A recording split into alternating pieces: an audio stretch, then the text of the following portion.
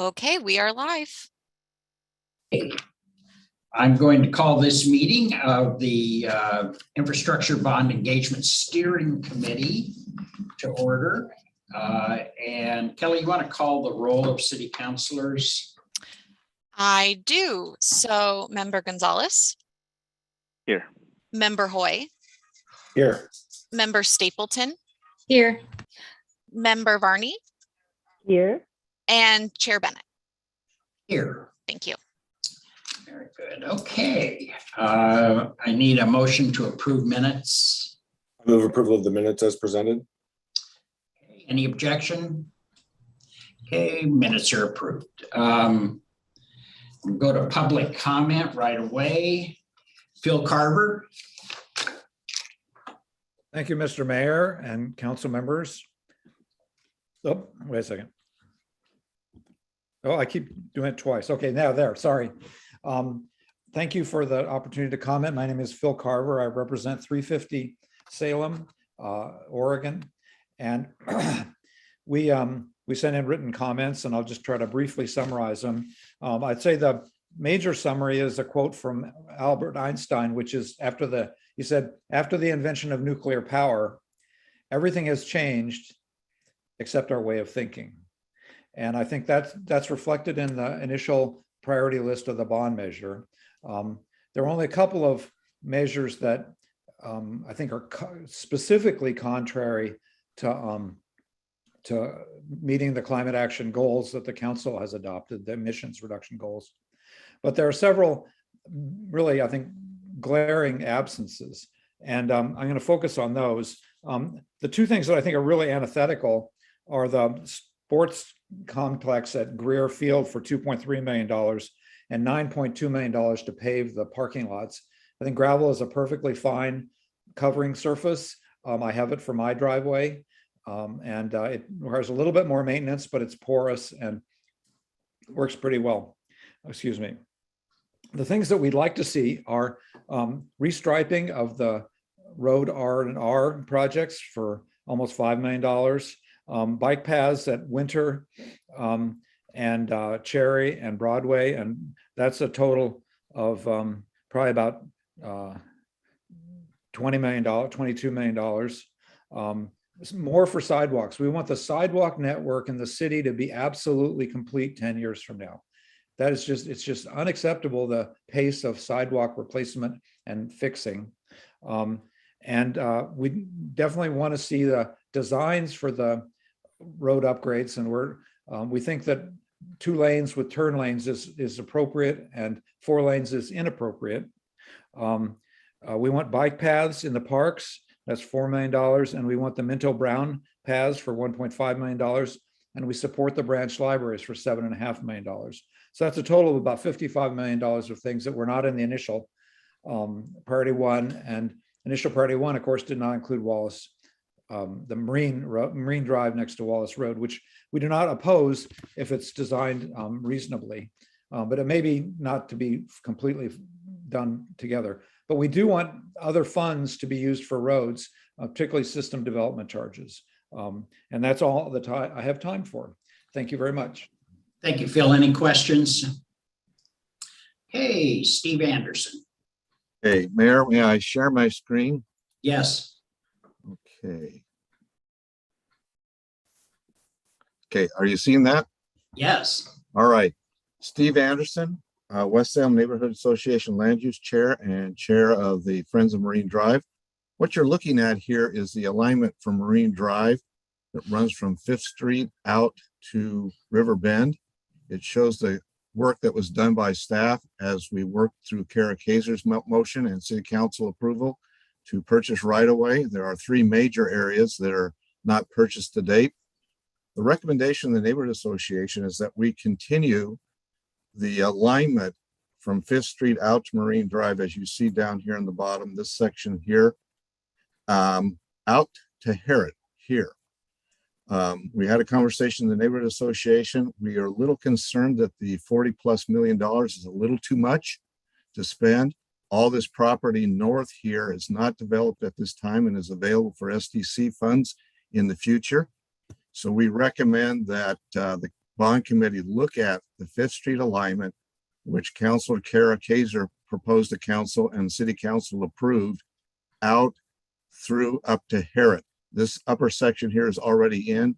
This opens up here at Harrod a opportunity for the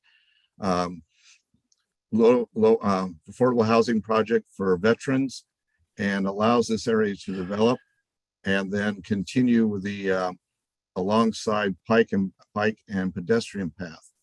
The old alignment, which we understand right now being recommended by staff, is the old alignment down here with the red arrow, and that's the old Third Bridge alignment. You go It down. swings out past the park and around. So what we're thinking Squeeze it is over. the $42 million is a little too much. We are wanting to be more equity in terms of what we spend on this, and think maybe that money should go back into the transportation funds, be allocated other places in West Salem or across the city. So basically, we want to continue the work that Council Kaiser started with our alignment going from Fifth Street, from the business area of West Salem, along this alignment out to Harrod. That allows this whole multifamily area to redevelop and provide the needed housing that is needed for our community. And it does it in an economically affordable way, and doesn't make West Salem very selfish by taking the full $42 million. So that's kind of the recommendation from the community. And we would like to see the bond committee consider that. Thank you. Thank you, Steve. Any questions for Steve? Question. Okay, I can't see if, I have a question for him. It's Hoy. okay, go ahead. Thank you. Mr. Anderson, thank you for your testimony. I just want to be 100% clear. Are you speaking on behalf of the neighborhood association right now? Is this their official position, or is this your position, or whose position are you presenting? The executive board has had the conversation. And so by our bylaws, we need to bring it up to the full body, and that has not happened yet because we served this for the first time at our meeting this month. And we're going to continue to work with the committee, but right now the executive board is concerned that $42 million is not equitable and is a little too much. And we think that the SDC process can take care of that area out towards River Bend as that develops, and that would be more advantageous at this time. Thank you, Mr. Anderson. Could you respond to my question? Or who is this? So who are you speaking on behalf of? The executive board. Thank The you. full body is not voted, okay? Okay. Thank you. All right, any other questions? Thank you, Mayor and committee. I appreciate your time today. Victor Dodier.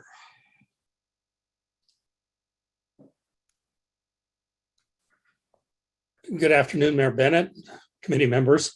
Victor Dodier, I am chair of the SCAN Transportation Committee. We submitted written comments, and I will focus on a few. SCAN supported the city's application to ODOT for a community path grant last year for this, or at least a similar project. We believe that the city should continue to pursue grant funds for the Pringle Creek path improvement. A smaller amount of bond funds should be set aside in a bucket, similar to the bucket for sidewalks, to implement the Tier 1 bicycle projects identified in the Salem Transportation Plan. The Tier 1 projects, especially those that are not on arterials, will encourage bicycling to and from Salem's downtown area. River Road South slide mitigation. We wish that more information was available for this project. We can recall 2 instances when large boulders fell onto River Road South. We hope that staff can explain to the steering committee members the nature of the hazard to be mitigated by the project, and whether expenditure of such a large sum will, in fact, mitigate the hazard. Pringle Road South. This segment of Pringle Road currently has sidewalks in some areas and deep ditches in others. People must walk along the side of the road to the bus stops. Pringle Road should be improved, especially with the increased traffic volume heading to the new Costco. It's designated as a minor arterial. The city standard for a minor arterial is 3 lanes, 2 travel lanes and a continuous left turn lane, and a boulevard strip between the street and the sidewalk. We suggest that Pringle Road remain as a 2-lane street. The continuous left turn lane should not be built. Rather, left turn pockets should be placed at intersections. Marine Drive Northwest. Steering committee members expressed strong interest in funding the Marine Drive project. Its large cost estimate may displace many projects from funding. We suggest that the steering committee explore the possibility of scaling the project back so as to build a functional state segment of Marine Drive with bond funds, but rely on SDC revenue to fund the balance of the Marine Drive's construction. Further, it's not clear whether the new Marine Drive is, as shown in the project map that was prepared for the committee meeting, is located within city limits. All the land should be to be served by the new street should be within the city. Thank you. All right, I just need to- Any questions? Okay, Lois Stark.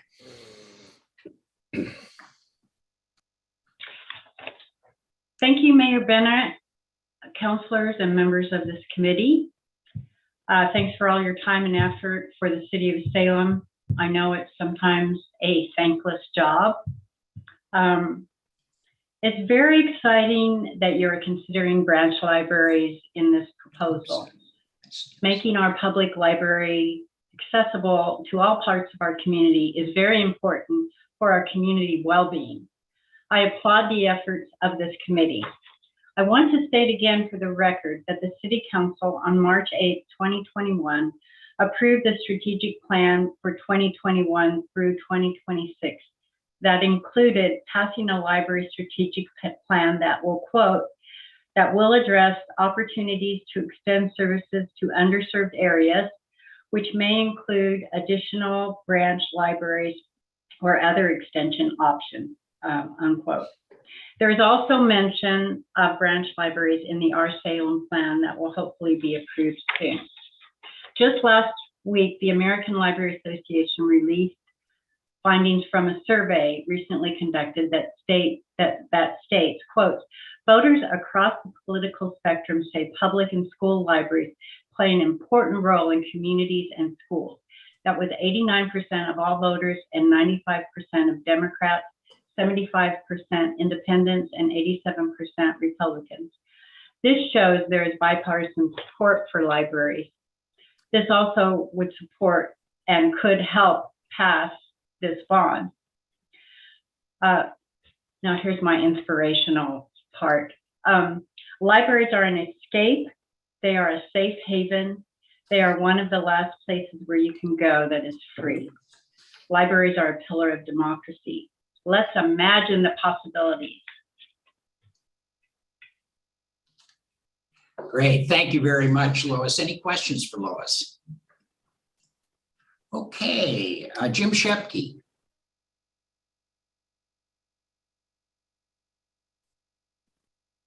Thank you, Mr. Mayor, members of the committee. I'm going to share my screen here.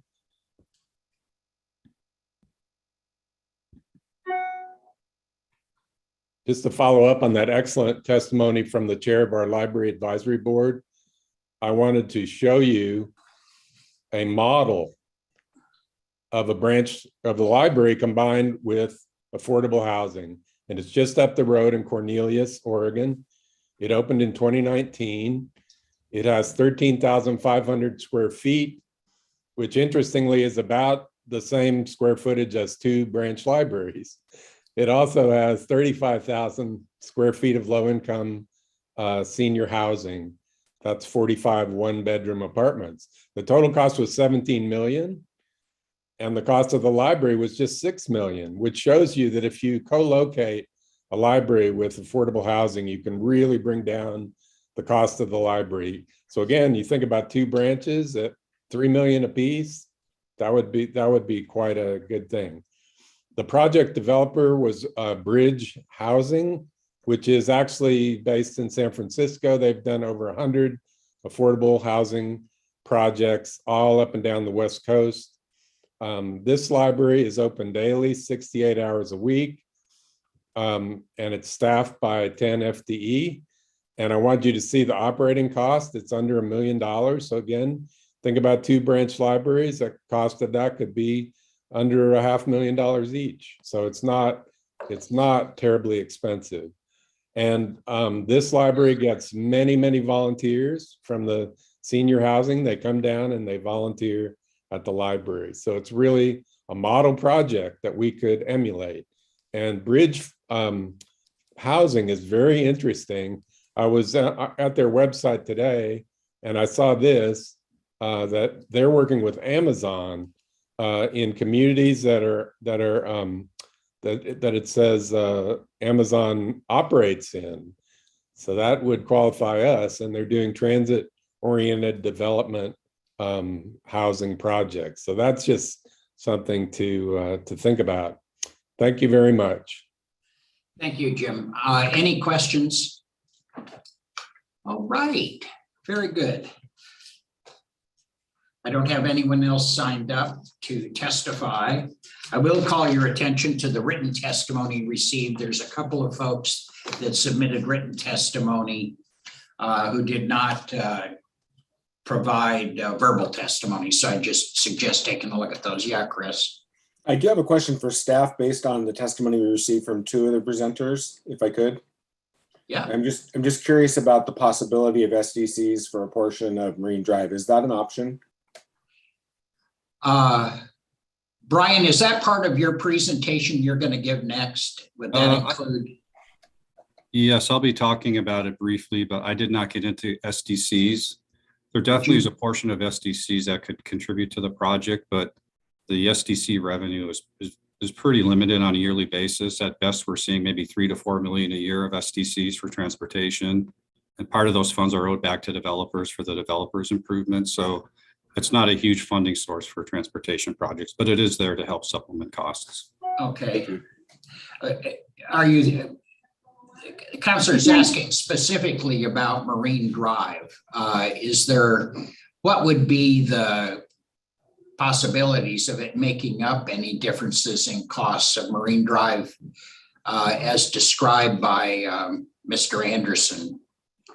If I could, Mayor Bennett, I think what we'd like to do is provide broad updates on all of the areas and all of the questions we received at our last conversation, and certainly getting into the specifics on phasing Marine Drive and looking at where and how we could stage SDC investments into that project is one of those that we can follow up on at our next meeting. What we'd like to do today is really focus and take this opportunity to share progress that we've made on the project lists and respond to some of the questions we received last time about the scoring criteria.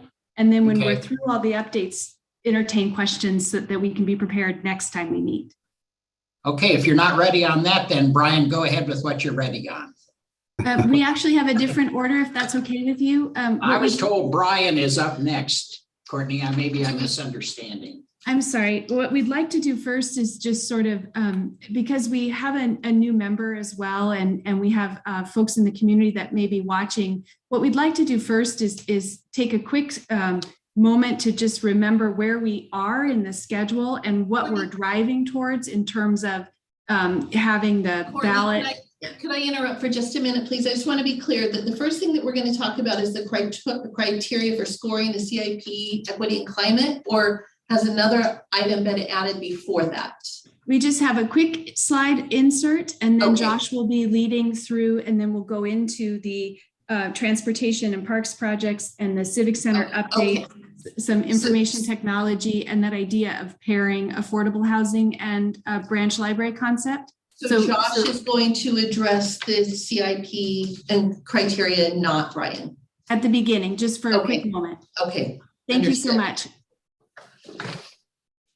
Good afternoon. Just a quick couple slides just to talk about where we've been and what we're talking about.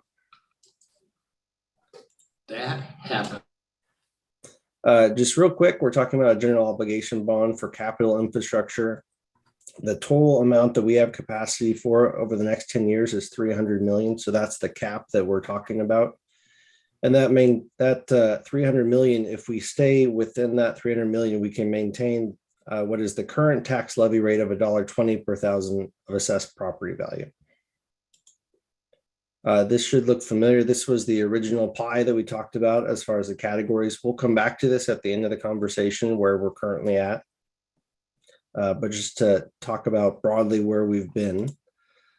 And then timeline, just real quick, I'll spend a minute here talking about where we're at and where we need to get to and next steps. In April, it's potentially a busy month as this group works to finalize a package to go to the city council. We're looking at tentatively a couple more meetings over the next couple weeks for this group. The dates, we could move those around based on scheduling. And if you need that much time to continue to deliberate. And then looking at a potential city council work session for the whole entire council to work on that package, and then an adoption of the council of the bond package. And then we pivot in May to test messaging and develop ballot language.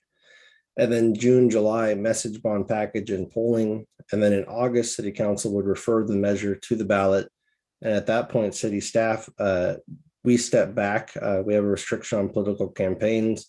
And then we move to the general election on November 8th. So just real quick, just that high level overview of timing. So we have a pretty compressed timeline for where we need to get to in order to get the bond package settled so we can get it out there so we can message it to the community. And with that, I'll turn it over to Brian. Okay, thank you, Josh.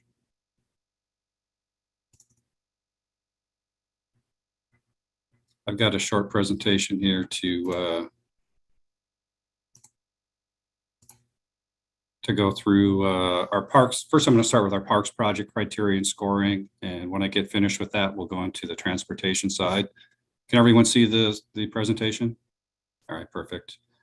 Okay, so our focus with parks projects was really on maintaining and improving existing parks. And there's a few reasons for that. The first one is maintenance funding and staffing are limited by the general fund. So with that next bullet, you'll see if we put money towards additional parks, that means we also have to have additional maintenance staff to keep those parks maintained, or we decrease maintenance activities for the parks that we have and cut back on those things. So a couple of the reasons why we're focusing on our existing parks.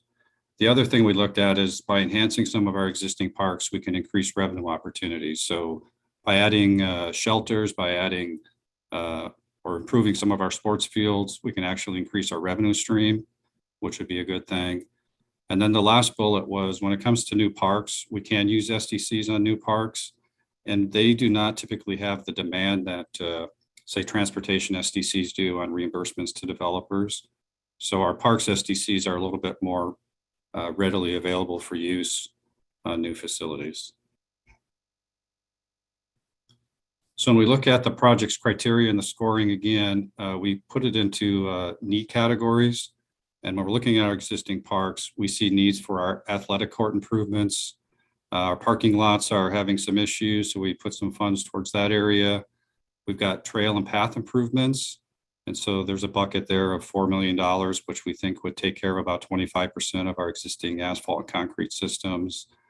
We also added a bucket for playground equipment. We're thinking 10 parks could be upgraded with that first $6 million.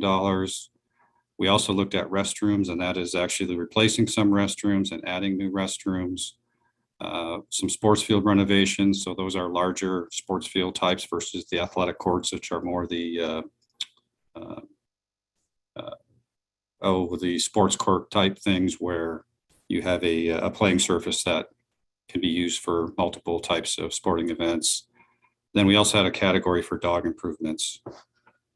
And one thing I wanted to mention with it is as we get closer to looking at the projects, these projects were looked at a very high level. And I just want everyone to know the details of design are not worked out. We did our best attempt to try and cover for inflation, but inflation is a very unknown issue these days, as we all know.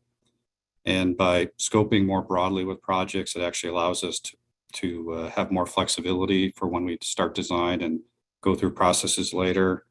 And if there are funds left over, like we've had in the last Streets and Bridges bond measure, we're able to take that funding back to council and get recommendations on additional projects to add.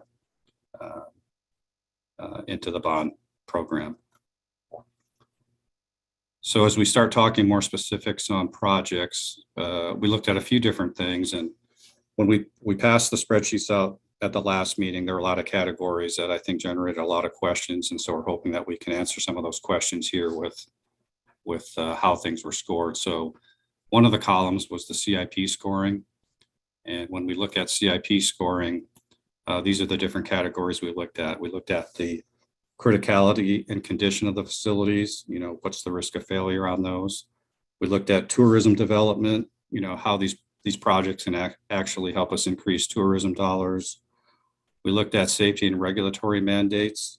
That really tells us if an existing project meets existing safety regulations, and that can happen to be with playground equipment or fall hazards or even sidewalk tripping hazards. How do the projects relate to other projects? If there's an opportunity to combine a street project with a park project, we can get an economy of scale. We also score based on how we can actually get outside funding for a project. I heard one of the comments earlier about continuing to seek grants for the Pringle Creek Path. That is something that we would continue to do, but that also plays into the criteria of how we score projects. There's a level of service that we look at, which is really, is this investment going to preserve or increase customer service to our citizens? We got council goals and adopted plans that we look at when we're scoring. Public interest and how sensitive are projects to the public. We also look at operational and maintenance effectiveness and efficiencies. Can we reduce operating costs by making some of these improvements? And then we also looked at social and geographic equity, and I've got a star there. With our park system, we have a draft park needs index, and that really looks at the distribution of parks by ward, how accessible it is to walk to the park, the distribution of the parks by land area, and then the availability of amenities for that particular area. Then we also overlay the projects over a US EPA overlay system that actually shows percentages for minority and poverty populations. And so when we take all those factors into effect, it leads us to that score, which, as you see up above, we've got them broken down by how many total points there are. There were also questions about climate, and because we don't have any better information at this point in time, we basically looked at parks as being climate neutral. The climate action plan does suggest scoring criteria get developed for parks, but we do not have that criteria yet. So when we looked at all of our parks projects, these are how they were scored from a CIP scoring perspective, with a maximum point total of 105 points per project. The additional information that we provided is we did provide estimated costs, and again, we tried to inflate costs to the midpoint of when the bond period would be. So if we're looking at a 10-year bond, that would take us out to 2027. But again, that's our best guess at inflation, and that's also based on a design that's not complete.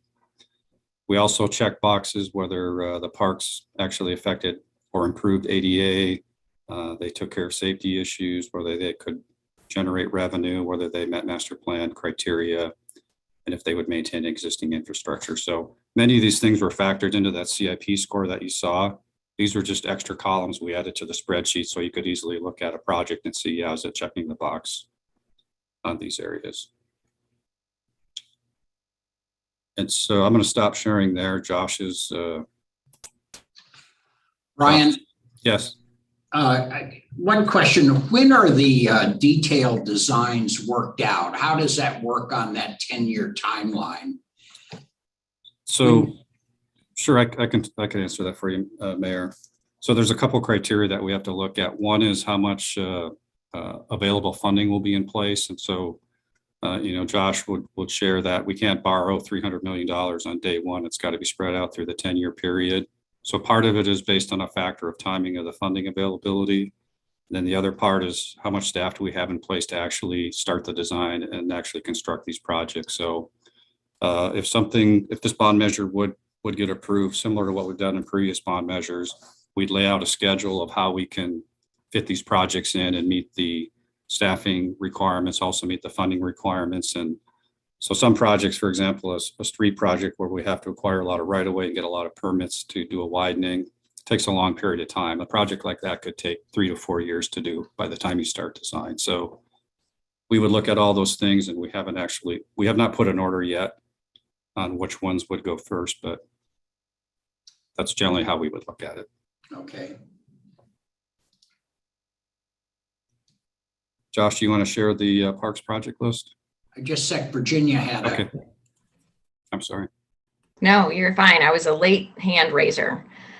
First of all, staff, thank you so much for taking our meetings last week and for taking our emails and being so kind and patient and thorough with all of our questions and for this meeting today. Just a quick question about parks. All of these projects that we have on this list are, really big projects. And I'm wondering, when folks come to me and they just have questions about, a little neighborhood park that just has a few minor improvements. For example, Grant Neighborhood Association, they have one park that's connected to the school there, and they're really hoping for some new fencing around their ball field and maybe some garbage cans or a bench. Where did projects like that fit into the bond? These smaller things that aren't these huge capital improvements projects, but will things like that still be addressed in these next 10 years? And will funding just come from other sources for that? Or is there a line item somewhere in this bond project for things like that? We don't have a line item for something specific like that right now, but that would kind of lean towards the more buckets we do, the more opportunity we have to do things like that going forward. We've kind of added a couple of buckets, as I mentioned, for the park pass and I forgot what the other category was. But if we wanted to do things like that, a bucket approach would definitely be good. Otherwise, the opportunity would be there if there were savings, through the bond measure. We could go back to council and say, hey, we're saving X amount of dollars, and these are some projects the community's brought forward and we think are good matches. Great. Thank you so much for helping me understand that a little better. The other thing I would note just real quick is you can always submit a CIP project request. So on the website at any time, regardless of if there's a bond going on, you can submit a request for a project at any point, and that gets it on staff's radar. So some of those smaller things can be accomplished with operation funding, just planning out projects throughout the year. So the best thing to do is, if you have a small project, it doesn't look like it's bond eligible, or maybe a group of projects, is just to get it on staff's radar, with that submission. Thank you. Hey, Josh, was it your next? It's going to be a tag team between Brian and myself. I'm going to share the screen and he's going to talk about it. So we just wanted to share here. This list is very similar to what was presented a little over a week ago, but there are some changes, and I wanted to point some of those changes out. When we were looking at the scores, we revised the equity score because it really is a very objective score, and we had multiple people scoring it when really it only needed to be scored by one person with our mapping. So those scores are a little bit different than what you saw last time. That equity score is actually part of the overall CIP score, which we had talked about, which is there. And so the other thing we added, actually, this one is the transportation one. Josh, could you go to the parks? Yep. Sorry, go ahead, Brian. Oh, that's okay. A couple other items we added were on the athletic courts. We did not have courts identified for that first line item. We actually put 3 courts in that staff proposes to be considered for that category. Likewise, with the new fenced dog park, there are 3 parks that are added in that line item. And we also added for restroom facilities, the North Gate Park project came up. And so we added that also into the list of priority 1 projects. So those are really the only differences we made to the parks projects between our last meeting and the current meeting. But we're also hoping to explain the scoring criteria and how projects made it into the system. So, Brian, I'm curious on the difference between 1 and 2. what does that mean in terms of their likelihood of occurring? What's the, priority 1 versus priority 2. yeah, Yeah, so we looked at what the most important projects were, and knowing that we were working within a $300 million threshold, we were trying to identify which projects we thought could fit in the parks criteria. So all the projects are important. We picked a line of about 35 million for parks. And so that's what we used when we used the priority 1s versus the priority 2s. Just trying to get it in that range of something that would fit within the bond. but 2s can move into the bond measure as there are savings or changes in council priorities or. Absolutely. And Yeah, I council, mean, a 2 becomes a 1 on the fly really over the next 10 years. Is that right? absolutely. And Okay. one of the reasons we have the categories, for example, the paths in the park projects is over the 10-year period, some paths could decay or fall apart quicker than others. And we want to be able to adjust to what happens over the next 10 years and fix what's needed most at that point in time versus maybe what we're seeing today or projecting today. And these are all very worthwhile projects, and council can decide if maybe a 2 looks better than a 1 at this point. This was staff's recommendation. So Yeah. we just wanted to get all the projects in front of you. Do you need the 2 and 1 designation now, or can that be done in 5 years? I mean, where 2 becomes a 1. I'm concerned that there is a perception that if it isn't a 1, it isn't going to happen, or it may not happen. More likely than not, it won't happen. And my experience has been as the council changes, as needs in the community change, these can readjust themselves fairly readily. I do believe that if we get specific with the bond measure, and let's say we call out, I'll just pick one, McKay School Park. Yeah. That would be when the bond measures are put together, and our city attorney could chime in here. Typically, when you have a project listed like that, that's one you would typically need to get done. Okay. So listing a bunch of projects and having it open, we'd be better off to be more general in categories, and council could make decisions going forward. But once we get specific, it's harder to make those changes. So I would also say the priority 1s and 2s, those were staff recommendations. We don't have to show those. That was just our way to help show the ones that we felt were more important for the measure. And if I could just add, Brian, I think what you see as priority 1s is the best thinking we have to date, which is, again, to Brian's point, where we're inviting your input on how to get to the roughly 35 million target that was included in the bond for the parks category. But again, those are still fluid conversations. And so if it's the recommendation of this body to increase the available funding for parks projects, we would look to your input to include more projects to get to that target for parks funding. So what we have right now before you is just how we would recommend at first blush to get to that target, assuming it doesn't change, but everything is open for conversation today. So Courtney, the bottom line goal then is to have these agreed upon categories, and then the projects that we're identifying are just to illustrate what priority projects could be within the broader category. But the focus should be more on the category as opposed to line items within that category. I would defer to our attorney. I do believe we need to have some specificity for the bond. And what we've been trying to do is have what we've been referring to as buckets for some of those priority areas like sidewalks as a way to identify that funding should be isolated for that kind of a project. And we would get to the specifics pending outreach and further conversation with the community should the bond pass. So we're trying to, and it's very challenging to be sure, I'm sure it is for you as well. We're trying to balance the specificity needed in some areas so that there's public confidence in what we're pledging to fund, and then have some places where there's more identifying an area like sidewalks for future funding after we have some outreach and conversation with the community about where those funds should be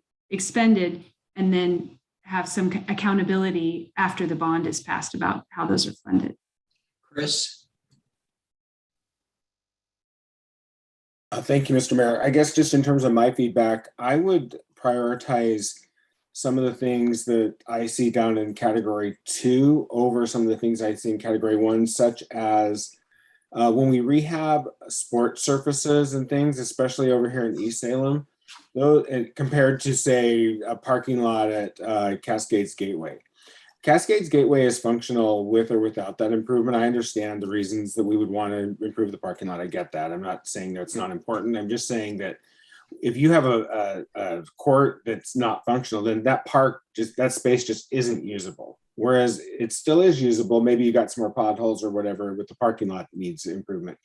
But if we can improve more of those court surfaces, especially over in our underserved or areas that aren't maybe getting quite as much attention, it has even a bigger impact on residents.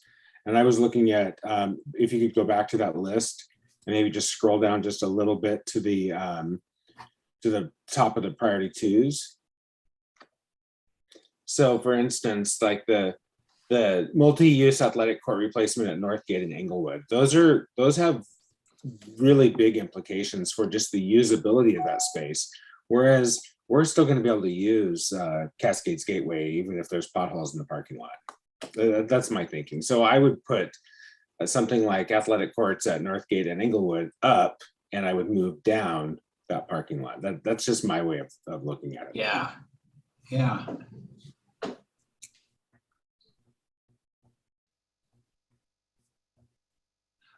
Virginia? Thank you so much, Mayor. Yeah, with Councilor Hoy saying here, I completely agree with it. And again, to reiterate what staff are saying, every single project on this list is important and has value. But what are the ways in which we're interacting with it and using the space? And can a car drive slower and go through the potholes and get to a parking spot? Yes, it's not ideal, of course not. But how are kids going to be able to use that space on that court at all? So I want to make sure that in my way of thinking, those parking lot improvements would move down, and those things like the sports replacement courts, and the things like the park system wide paths and trails, that move up, and even more playground equipment, things that are really highly used by a lot of our different folks who in the community that are using either walking trails or families that are using these spaces at the playgrounds. I would like to see the money go more towards those first and address the other issues later, if at all possible.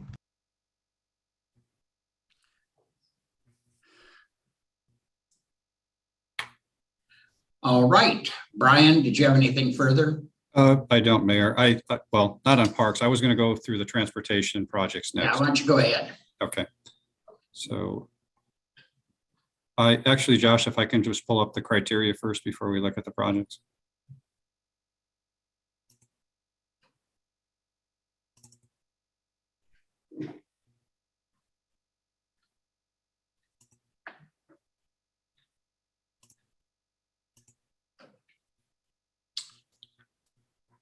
Okay, with the transportation criteria and scoring, our focus areas are different as for transportation projects now.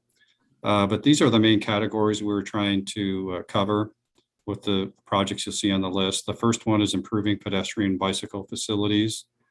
And so really in that category, you're going to see streets that maybe have 4 lanes now, and we'd look to do a road diet and decrease it down to 3 lanes. With bike lanes and maybe doing work on the sidewalks. It also would include projects for multi-use paths. So examples in your sheet, which you'll see are State Street, where we're going to consider road diet, and the multi-use path would be the Pringle Park pathway. With bridge rehabilitation projects, again, these are our existing bridges that are aging. 4 of them on the list have load restrictions, which means that vehicles of a certain type cannot cross those bridges without there being a risk of failure. and a couple of them that includes the long ladder trucks that the fire department uses. We also have on some of these older bridges, bridge railings that are starting to fail and crumble. We looked at that being an opportunity here to take care of those. Unfortunately, when it comes to bridges, the funding sources are limited, and really we felt this was the best way to try and achieve what's needed with the bridges. The street pavement rehabilitation program, we really looked at this just from a structural pavement perspective. So the projects in this category did not look at striping changes or road diet changes. It was really just to replace the pavement. But again, I would say at this point, we have not done any design, and that doesn't mean that if projects are selected that we can't look at the striping in the future when it comes time to actually do the design of these projects. Similar to parks, we had buckets we put in for missing sidewalks and for pedestrian safety crossings. And one of the reasons, especially with the sidewalks, that we have a bucket is the cost varies so much from maybe infilling a section of sidewalk where there's already a curb and the land is there to do it versus an area where there's not a curb on the street and there's a steep hillside and you have to construct retaining walls and buy right of way. The projects can vary significantly. So again, high level approach, put a bucket together, and then we can go ahead and choose, or actually council can choose at a later date. That's similar to what we did on the 2008 Streets and Bridges Bond. With pedestrian safety crossings, again, we were proposing a bucket approach that would allow more public involvement and more outreach, and we could bring those back to council at a later date. We do anticipate approximately 15 could be done for $7.5 million. But again, the locations vary and the costs vary, but that's would be a general rule of thumb. We did have one traffic signal. We actually had more. These traffic signals are the old ones that hang from the wires at the intersections, but they get very expensive. And so we thought we could take care of our worst one. That would be great. And then we also have the category of urban upgrades. These projects actually add curb, sidewalk, bike lanes, stormwater improvements, pavement, street lights to streets that are underserved now. And one example of this, I think that's easy to relate to, would be Fisher Road. We've got a 2-lane road, a lot of houses along that roadway, no sidewalks. It's been a safety challenge for us over the years, and taking that street and making it more of an urban section, provides a safety and also adds bike lanes and all the things that I had mentioned. Again, because of the questions with the scoring, we broke out how transportation projects were scored. And one thing I want to point out before I start going through these is you'll see the maximum score here is 63.75. If you recall, on parks, it was 105. That's because in the past, whenever we've put the CIP together, parks projects compete with other parks projects with their own funding source. And so when you're comparing one park to another park, it doesn't necessarily matter what your maximum score is as long as it's consistent within your category. With transportation, we've always scored things in the CIP with the criteria here with a lower point score, which is fine if you're comparing a transportation project to another transportation project. But if you take a score from a transportation project and compare it to a park project, they're not the same. So I just wanted to point that out when people look at the tables, if they see a score on transportation being quite a bit lower than parks, it's not that it's less important, that park project, it's just that things were scored differently. We can also consider normalizing the scoring in the future where we make everything out of 100 points. But even if we do that, it's still, you still can't really compare a transportation project to a park project when the criteria are different. So with just the criteria used for the transportation, again, in this case, it'd be system preservation. So that's maintaining what we already have, the safety of the projects, and how does that safety affect the transportation of goods and services and people, of course. Mobility, how can we add additional modes of mobility into the system?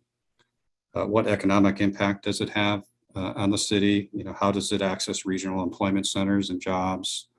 Funding capacity really is where we can leverage outside funding to help get a project funded. Capacity, In this case, will it improve the capacity of the system so that people and goods can move more freely? With the benefit to the public, how much would this particular project benefit the public? So if it's in an area with a lot of trips versus an area where it's maybe a local street, something where there's a lot more trips and affecting a lot more people, would score higher.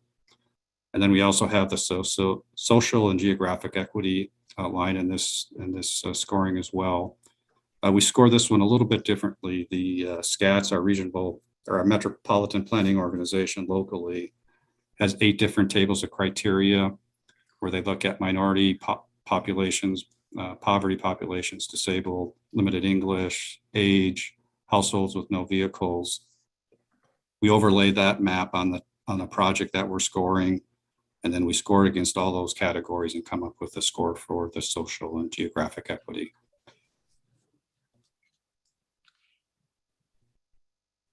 And then the additional information that we provided in the table is the estimated costs, and that's our best estimate based on a high level, evaluation that we've done. We have a climate score category, and we don't have specifics at this time or a very analytical tool to use. And so we really just looked at operational impacts to greenhouse gases. So we gave a project a 2 if it's likely to reduce operational greenhouse gas emissions, a 1 if it may reduce, and then a 0 if it has a neutral effect. So an example of a 0 would be a pavement rehabilitation project where we're just going to go out and replace the pavement. The long-term operational effect on that would not change. A 2 would be maybe where we do a road diet and we add additional, we make it more convenient and more likely that additional modes such as pedestrian, bicycles will be able to use the facility. And then again, similar to parks, we just put columns in there to check the box so it's easy for reviewers to look at and see, hey, is that going to improve ADA or bicycle facilities or compatibility with our transportation system plan?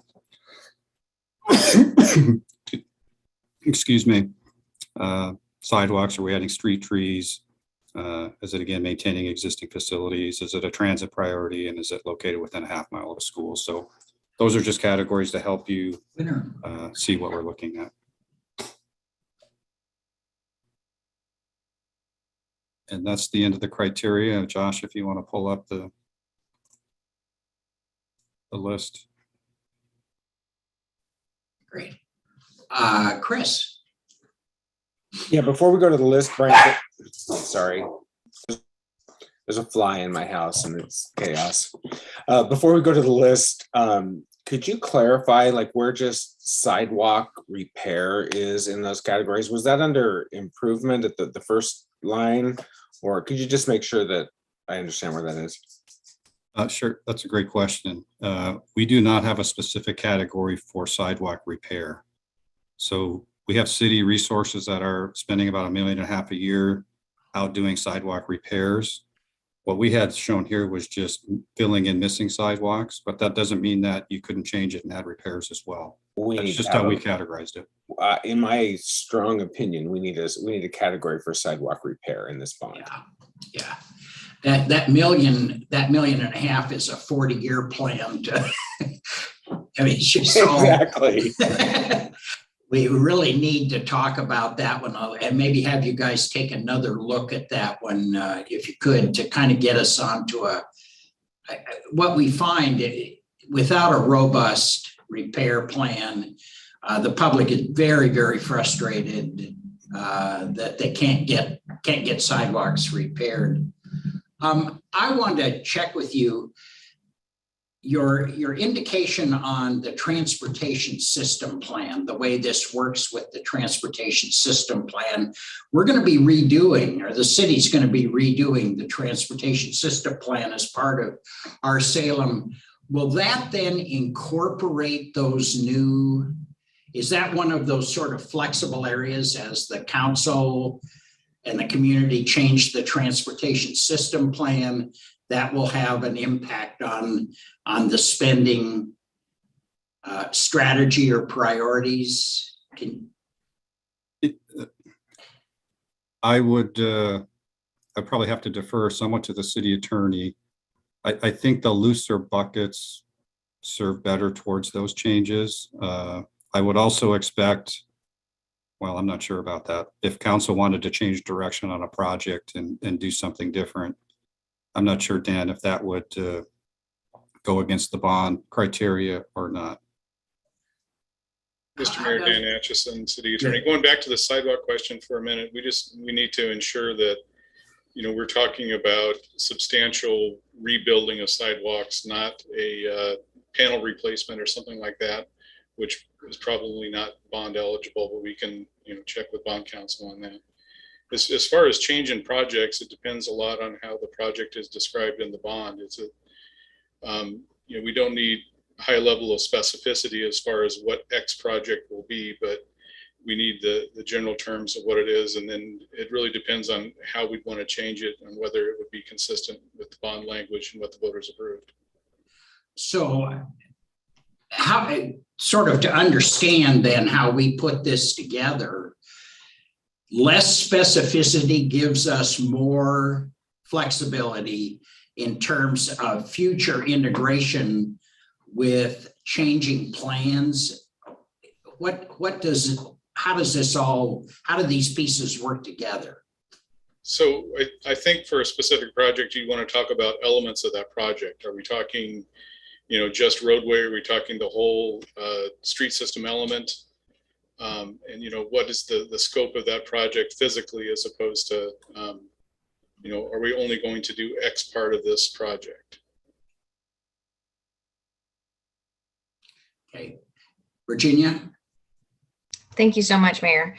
Yeah, a couple of questions for you. I agree wholeheartedly with Chris and the mayor here about sidewalk repairs. I know I'd get, that'd be quite the meeting, Mr. Mayor, if for me, yeah, to go to a neighborhood association meeting and not have really advocated for repairing our sidewalks. So please know my strongest support for that to be included. And just to clarify, did I hear you say that you're guessing that an estimate of 15 crossings we could afford with the $7.5 million? Is that about correct? Is that what I heard?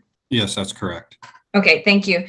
And then I also, when you were talking about the pavement R&R and this idea that maybe we could get a higher connectivity with considering restriping those streets as well, getting that climate score up in those areas would be, I think, a really great use of our funds and really forward thinking as we look at connecting our bike infrastructure and making sure our pedestrian infrastructure is all really connected so that folks use it, right?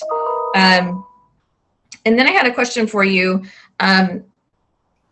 In the parks one, we had a safety mechanism or a scoring. I'm guessing this is on here somewhere. And how does that compare? You talked about some of the bridge rehabilitations with the crumbling. What did you call them, Brian? I'm sorry.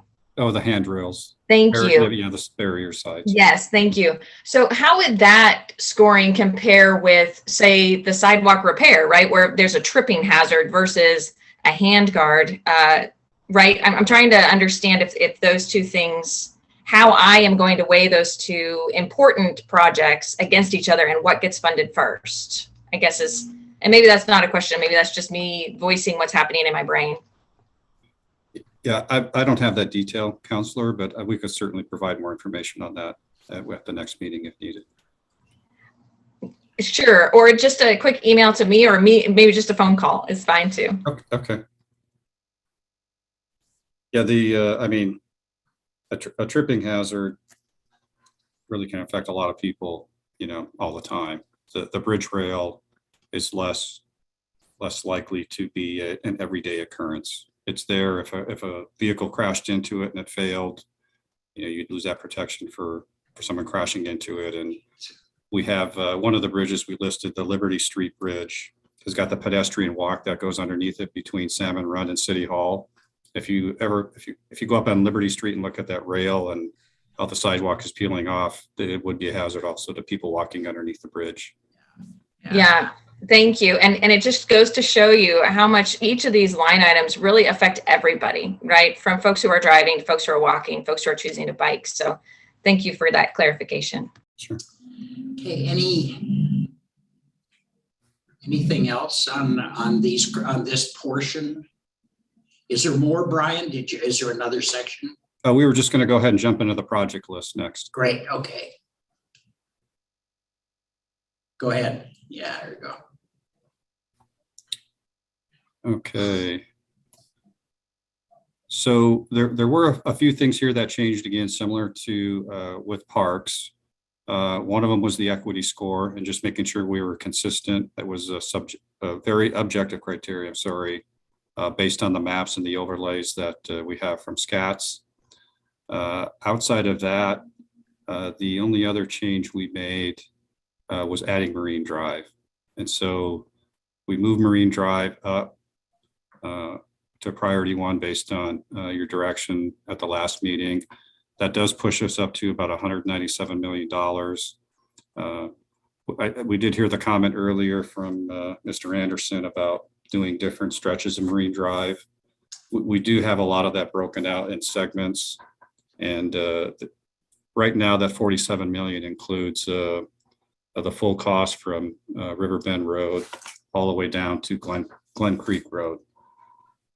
So if council chose to include Marine Drive, but did some sections, that $47 million could decrease.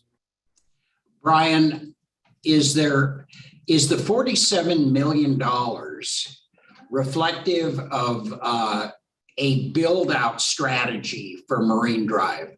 I think one of the big changes from the last one of these we had, the last Streets and Bridges, whatever it's been 15, 16 years ago, was we're going to build Marine Drive. And what we have today is little pieces of Marine Drive right-of-way purchased, but never built Marine Drive. Are we going to be able to look those folks in the eye and say, you are going to get Marine Drive from generally from here to here, or specifically from here to here? Do you see what I'm saying? I think it'd be a huge mistake to wake up 10 years from now or 8 years from now and say, well, we can almost get all the right of way and even half of the pavement done. That's the part I'm probably most concerned about with Marine Drive. Sure. The last bond measure, and I don't remember the exact amount, it was about $3.5 million. That was under a category called strategic right-of-way purchases. Yeah. And it listed Marine Drive underneath it. So it was just it was a small bucket to allow some of the right-of-way acquisitions to start on Marine Drive. So that was never enough money to fully build a section of Marine Drive. But this 47 million would get you Marine Drive from Riverbend Road to Glen Creek Road. Okay. Fully completed. Or if you choose to pick segments of it, we would make sure, if that's what your direction was, to make sure there was enough money to actually make sure we deliver the segment that you would include. Completed with sidewalks, bike lanes, the whole shebang. This is a fully realized Marine Drive. Yeah, Marine Drive in our transportation plan has got a special section, so that pavement's cross section is a little bit different than our normal urban upgrade, but it still has curb and gutter. It's got a 2-lane road. It's got a joint use pathway for bikes and pedestrians along one side, and a couple other variations throughout the corridor. But it will give you a full street and pedestrian and bike friendly facility. Okay.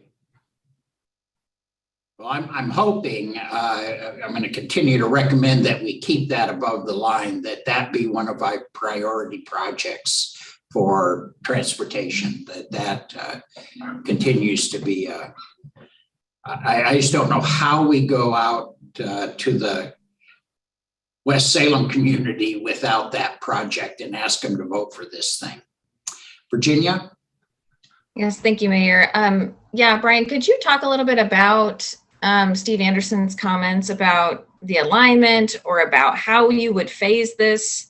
And And what would that look like if we split it up into chunks and we did it even all in the same bond, but in different phases, so that, money was getting spent in other areas of town, but we were also very committed to making sure that this project finishes?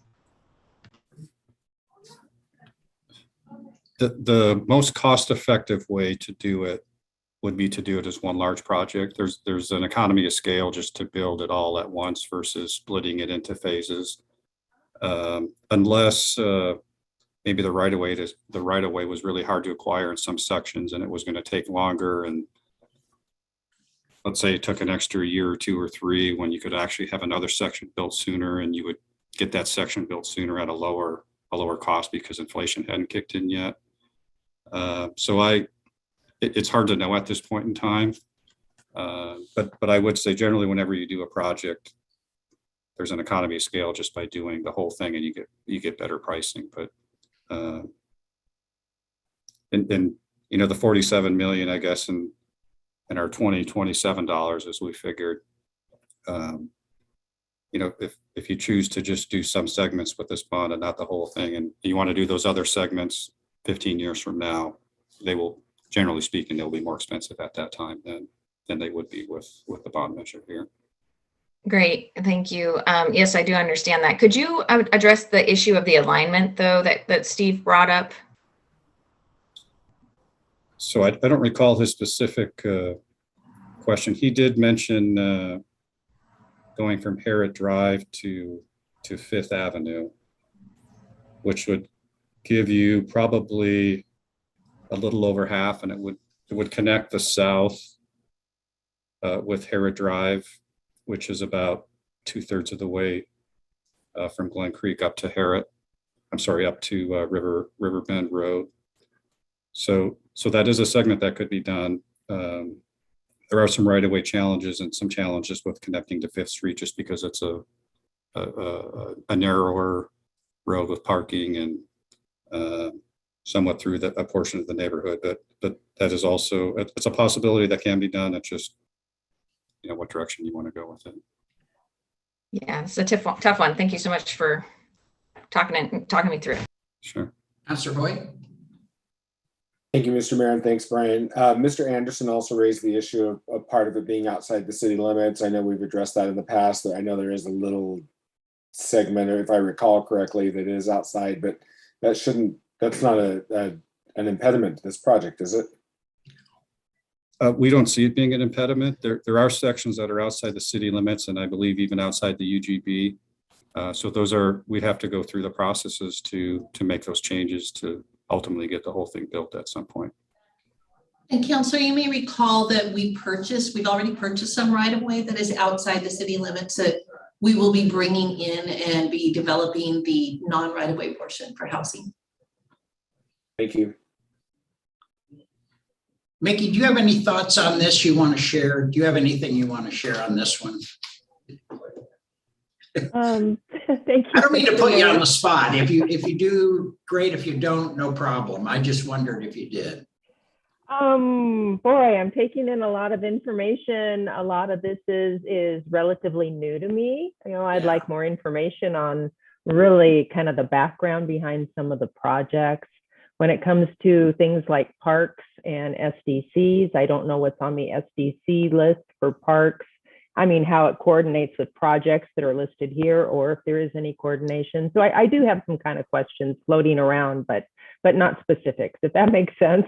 Yeah, it sure does. We'll make sure Brian and Josh get together with you and kind of bring you up to speed. I think that offer is available and really take you through that. I think that does get confusing, and I think the understanding of how much SDC is there and all the rest of it is worth understanding, I think. So Brian, if you and Josh would make note to get some time with Councilor Varney and get her up to speed on these things, I think it'd be really helpful for her. Okay. Absolutely. Councilor Stapleton. Yeah, I was just wondering if I could invite myself to that meeting. I would love to get more information on this as well. It's Varney's meeting. I'm sure she'll talk to you about it. If I could just add, some of the questions that members are asking are really imperative for us to understand as we start building messaging to promote the bond as projects get kind of settled into place. And so if you could also just advise us of those broader questions, like what I'm hearing right now is we should probably add some material to what we have available about what other funding sources might be available for some of these projects, and the pace or the risk of those sources would be useful probably to build out. So thank you for bringing up these questions. I think you'd find too, Courtney, that the history of this last Streets and Bridges and how it was managed, I think really helps illustrate how this works and how much broader a bond measure is than the prescribed projects, because of savings and the tremendous, I really think, excellent management that Public Works does and the finance department do with these projects. Yes, okay. Thank you.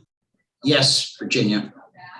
Thank you. If it's okay, I'd like to ask about a different project, and that would be the slide mitigation on River Road South. Could you walk us through that and just give us more of an understanding of what that project entails and why it's important to the point where you feel it needs to be in a priority 1 position?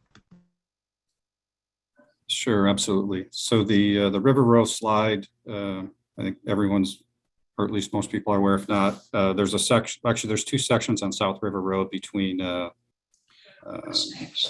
Minnow Brown and Owen Street, where we've had slide failures, and they're pretty easy to see if anyone wants to drive out there. The embankments are very steep, a lot of rock, and in some cases we have screen fence and barriers up. The $20 million is based on some geotechnical evaluations that we have had done, where you would actually build a permanent wall in place, probably using some type of soil nil system where you drill into that wall and then you attach it to a retaining wall to hold that area back. It comes at a high price. We included it because we don't think there's any other way it would get funded if it's not in the bond measure. But at the same time, it is a high price for that section of road. And what we're looking at is 2 sections. There's the large section where we had the slide right before Christmas. And then there's a smaller section closer to the entrance to Minnow Brown Park. So that 20 million is what we would believe would be a permanent fix to that situation. If the council wanted to fund less, we could increase the size of the wire that holds back the rocks, maybe build instead of the barrier rail that's there with the fencing, maybe build a taller or thicker to minimize the slope failure, but it's not going to prevent it. The goal of the 20 million would be to take care of it permanently. We could do other measures, if that can't get totally funded. Okay, great. Okay, shall we move on then? I think our next one on the list is Civic Center. Okay, who's? I'll be covering that one. All righty. So on the Civic Center, you'll remember that the number we've been floating is about 45 million. And what I want to show you here today is that 45 million really doesn't cover the complete need, but it was to try to take a bite-sized chunk from the Civic Center amount. So what that 45 million would cover, if it funded it, would be this. The largest portion is the Civic Center seismic upgrades. This would get it to a place where if there was a large earthquake, you could exit the building. It doesn't necessarily mean you could come back in and continue to operate, but you could exit the building safely. It would replace the atrium seismic and skylight replacement. So if you walk in to the Civic Center up above you, you can see all the different color skylights up there. This would replace that and make it seismically safe. The other option would be to remove the atrium, but it adds quite a bit of cost because you have to make everything underneath the atrium waterproof and able to face those elements. Some system replacements, windows, roof, an on-site generator for another 4.1 million. Parking structure waterproofing and repairs. So if you've been underneath at the Civic Center, when it's raining, it's dripping all over the place. So this would fix some of that water infiltration down into the concrete. And then the Peace Plaza renovation, getting that up to a better, more usable standard. And then this large portion for interior renovation. This would completely revamp the interior of the Civic Center, the office space, the place for public to come and meet staff. It would completely modernize that. A lot of it's been kind of hit or miss over the years, and this would just be a clean slate to get it to a more usable standard. The total for this is just almost 69 million. So 45 million doesn't get you there. What it would get you is all the seismic, the Peace Plaza renovation, and some of that interior renovation. And that would just be, you know, the areas where you're doing the seismic renovation, there would be opportunities to modernize those specific areas that you interrupt. As an alternative, if 45 million is too high of a number, you could address some of the partial needs. You could just address the Civic Center seismic or the Civic Center seismic and the skylights, as well as some of the system replacements. It's really goes back to that pie and fitting in that $300 million, you know, what those projects looks like. And I have a couple other areas, but I'm happy to address, or Brian's here to address any other specific questions on these projects. How many of these are life safety projects? I mean, have you guys had a chance to look at them from that perspective? As if you mentioned, I apologize, I was out for a second, but. Yeah, good question, Mr. Mayor.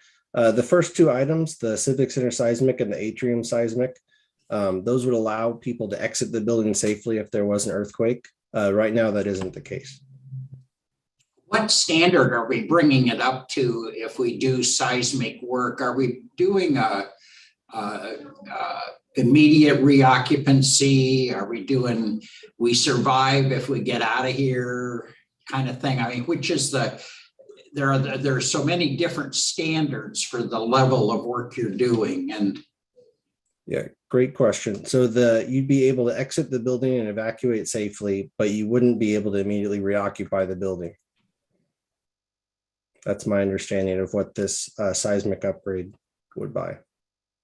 I'm on the seismic retrofit and the seismic, well, the two seismic retrofit elements do not give us a reoccupation. No, I don't believe so. Huh? No, this is just all to keep it from crumbling. It's purely keep it off your head. Okay. And Mr. Mayor. Oh, there he is, Chris. I can't see when the thing's up. I apologize. No problem.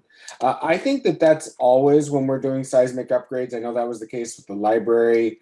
I think that's the same thing at the Capitol. It's always about just getting people out safely. And if it happens to survive it in terms of being able to reoccupy, that's a bonus. But I think on all these seismic retrofits, when you're looking at the big one, you're just hoping that people get out alive, and then we'll go from there. So I think that this is the typical standard that we're using on these. And I would personally be good with all of the things on that list except the last item, the remodel. Basically, I think everything else is essential. The other stuff would be wonderful to have, but probably not likely in this bond. What's the total on that, Chris? Then for the, I don't have the sheet in front of me. What's the total you're looking at? Josh, do you have that at math? Yeah, it'd be 39.4 if you include the Peace Plaza renovation. So that's everything but the 29 or whatever it is remodel. Okay. Right. And that gives us, and I look at Peace Plaza as like a park upgrade. I look at, almost like it's a community space upgrade. I don't view that as I view that as more of a general public upgrade rather than something specific to City Hall, even though it's down at the Civic Center. Yeah. Virginia? Yeah, thank you. I agree wholeheartedly with Counselor Hoy, and I would love to do the interior stuff, but I'm with Chris. I think that's going to be on the next bond when we can get there. And I just wanted people to remember that we have about 300 public servants that live or that work. Probably a lot of them live there too. They work so hard, and I think it's really imperative for us to take care of that space to make sure that it's safe for them. So you're looking at then how much, what was it again, total 39 million for the Civic Center would be the adjustment in putting up as priority ones. That's the concept here. Okay. Question, would all of those things be in the priority one, or would the seismic retrofit be priority one and the three following, the systems upgrade in the Peace Plaza, would that be priority two? I guess, could we look at it that way as well? Chris, we certainly could look at it that way. I guess my thought would be include all of the list except the last one in priority one and put the second one in priority two. That's how I would approach it. But it's, we could talk about that. Yeah. Yeah, I'm with you on that one too. I think getting as much done. What you find is when you do these retrofits or any of that work that we've seen done is the needs we have for systems improvements here are constant and seem to be really, really important. So we'll, at least at this point, could we move forward with this concept of the 39 million or whatever it is package, move forward with it to kind of come to us as and then we can have a further discussion on that as we look at how all these numbers fit together. I'm seeing where there's some sidewalk money. That's that's what I'm spotting. I don't know what anyone else is watching for. Okay, what do we got next?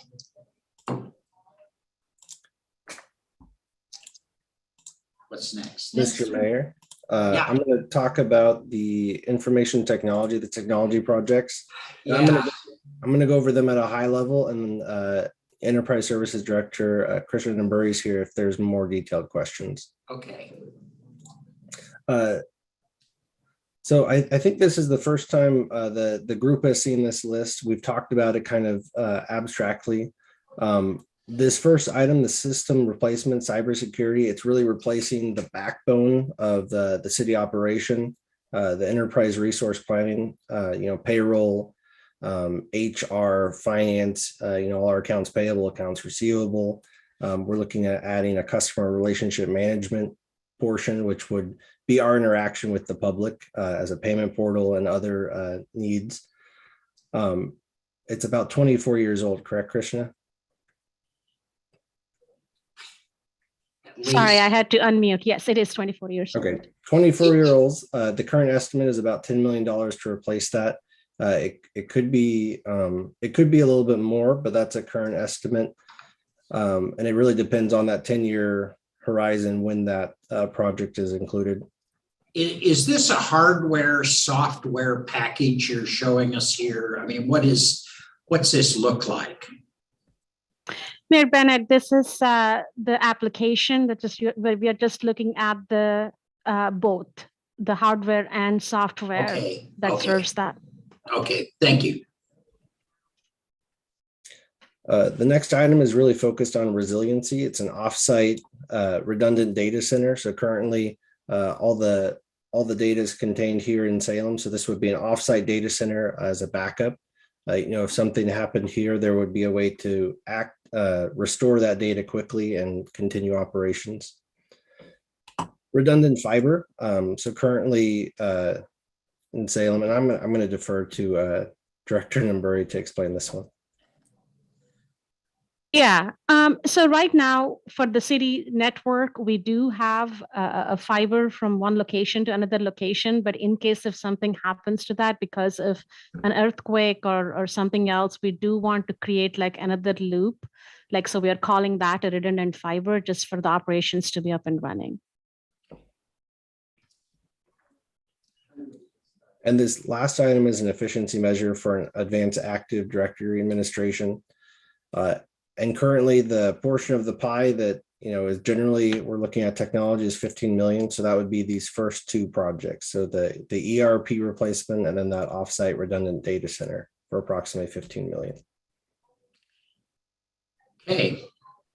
Any questions on this? Again, I can't see. There we go. Anybody? Is this one everyone's pretty comfortable with moving forward to us in the future as a package then? Yeah, Virginia. Yeah, I got this question answered this last week during a staff meeting, but I feel like it's important to let the community know. So I'll ask this for that purpose. Krishna, could you talk about the life of this system, how long this system is going to last for us or be of service? Our last one is 20 some odd years. What's this one going to get us? Yeah, so basically we have like a couple of options. If we continue to maintain the system, let's say we go purchase a system like today, the system needs to be kind of updated on a regular basis. Like every 2 years, we have to go through the technology upgrades. We could take it anywhere from 10 to 15 years, but at some point we do have to replace it again. So it's not that we purchase it and it's going to kind of serve forever. So we are looking at a replacement cycle of 10 years, 10 to 15 years is what we are looking at. But based on how the technology changes, it could be sooner also. Right.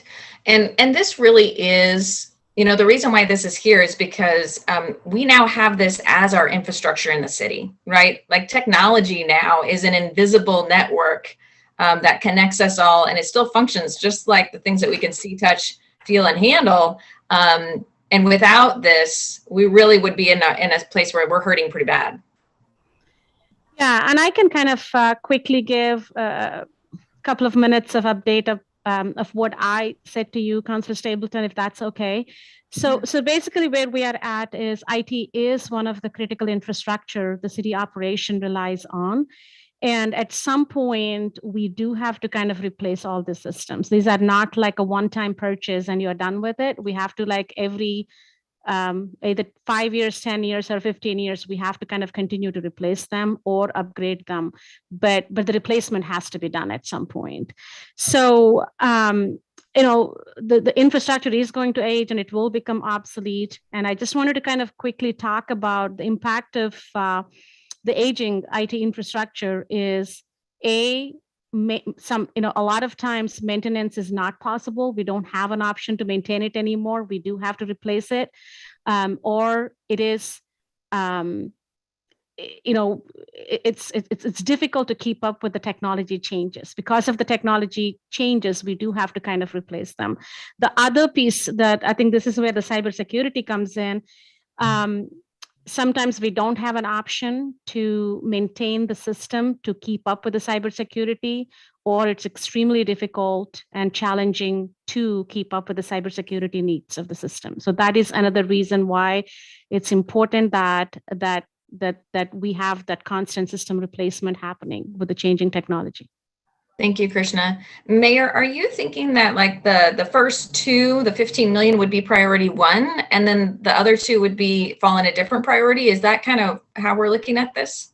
No, I'm thinking of bringing, I'd have to look at the sheet again. It seemed to me that the top three at least were resiliency issues, if I recall correctly. And then, it's pretty hard to say don't do $500,000 on an efficiency portion. So I was kind of looking at the whole package. Okay. On this one, I've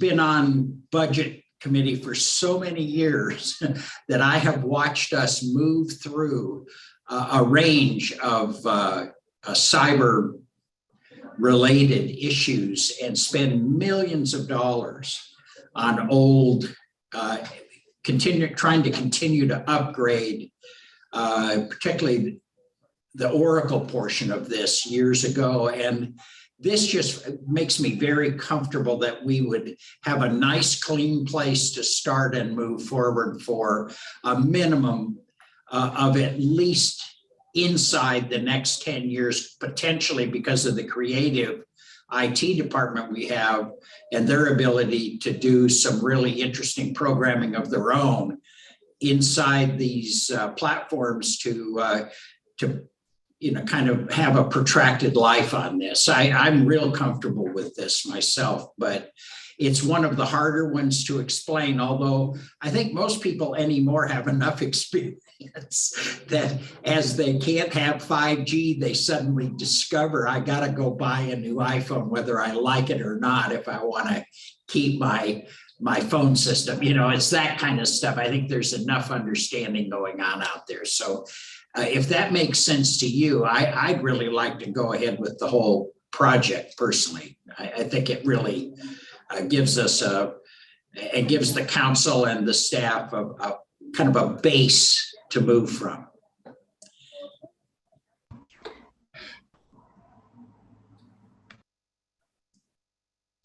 Okay, we'll move on then if that's okay with everybody.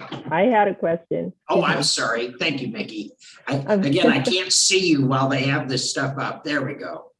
Well, thank you very much. Yeah, it was kind of last minute because working for the state, we've been going through this transition for the last couple all of years. your departments go through transitions. Aren't we still doing DMV?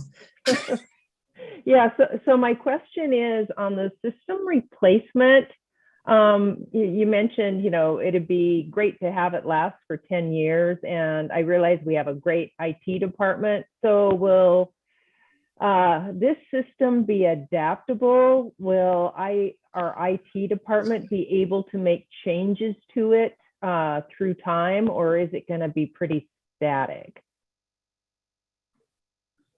Sorry, I had to unmute myself. But so the best practices is not to customize a system. Let's say we go purchase a system and then we kind of implement that.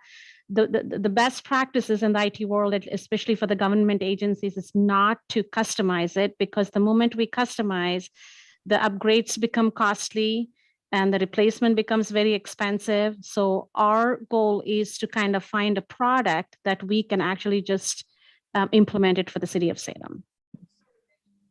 Okay, all right. Thank you. I was curious because we have been running into a lot of problems with our current one, especially with changes with teleworking, et cetera, that the system wasn't set up for. And so that's why I was asking. Thank you. Yeah. Good question. Okay. We are on to the affordable housing and library portion, Josh. Yes, Mr. Mayor, this is a shift in our thinking from what you saw previously. Previously, you saw a total of 15 million for affordable housing. We've split it into two portions, and then we've added some funding to one of them. So I'm going to actually talk about the second one first. It's an affordable housing opportunity funds. And what this would do is it would be, similar to the bucket concept that Brian was going over. It would be a bucket of $10 million that could provide gap funding to public or private developers to fund affordable housing. And just real quick, in the weeds a little bit. So we're allowed to do this with some recent legislation in 2018 that allows us to basically pass a bond and hand over some bond funds to private developers. The one thing we have to make sure we do with that is that they maintain that development as affordable housing for the life of the bond. So until we pay off the proceeds, 30 plus years, we're responsible to make sure that it is affordable housing that's being provided. So that's the one caveat, the string that comes with this, is that we are in the seat and we're responsible to make sure they maintain that as affordable housing. This other portion, 7.5 million, based on the conversation at the last meeting, what we did is we put $7.5 million, the purchase of 2 sites for mixed use affordable housing and library branches. It's not enough funding to build out, 2 full buildings with a library and affordable housing, but what it would do is fund pre-development costs for one of the sites. So it wouldn't completely get 2 sites built, but it would get the sites purchased. It would get some of the pre-development costs taken care of. Very good. Okay. Councilor Hoy. Thank you. Josh, what would the plan be for the rest to make those projects come to fruition then?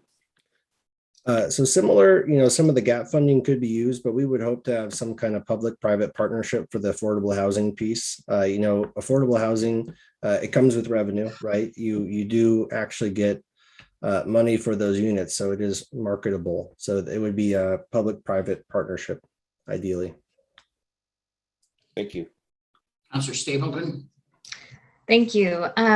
Josh, could you help us all understand what pre-development costs mean? What does that mean? And I'm going to defer if she doesn't me to mind. Yes, please. I can jump into that. So pre-development costs include, if you're using federal funding as the component for any of this, if there's an environmental review process that has to be done up front. It's the architectural work, it's any archaeological, historical review that has to occur. All of those sort of soft costs that go in front end. And then also if you are looking at, tax credit projects for the affordable housing piece, you generally have some pretty hefty attorney fees that go into projects like that. So it could fund some of these other fees as well. Okay, and we're thinking about doing 2 locations? Buying property for 2 with funds to start pre-development on 1. Okay, thank you. And then last question I have is for the gap funding. Don't you hate it when you're going to ask a question and you feel like it's a really stupid one, but I'm just going to bowl over all of those feelings and just ask it. So could the Salem Housing Authority be one of those people that can use some of those funds to build some of their projects that they have on the list?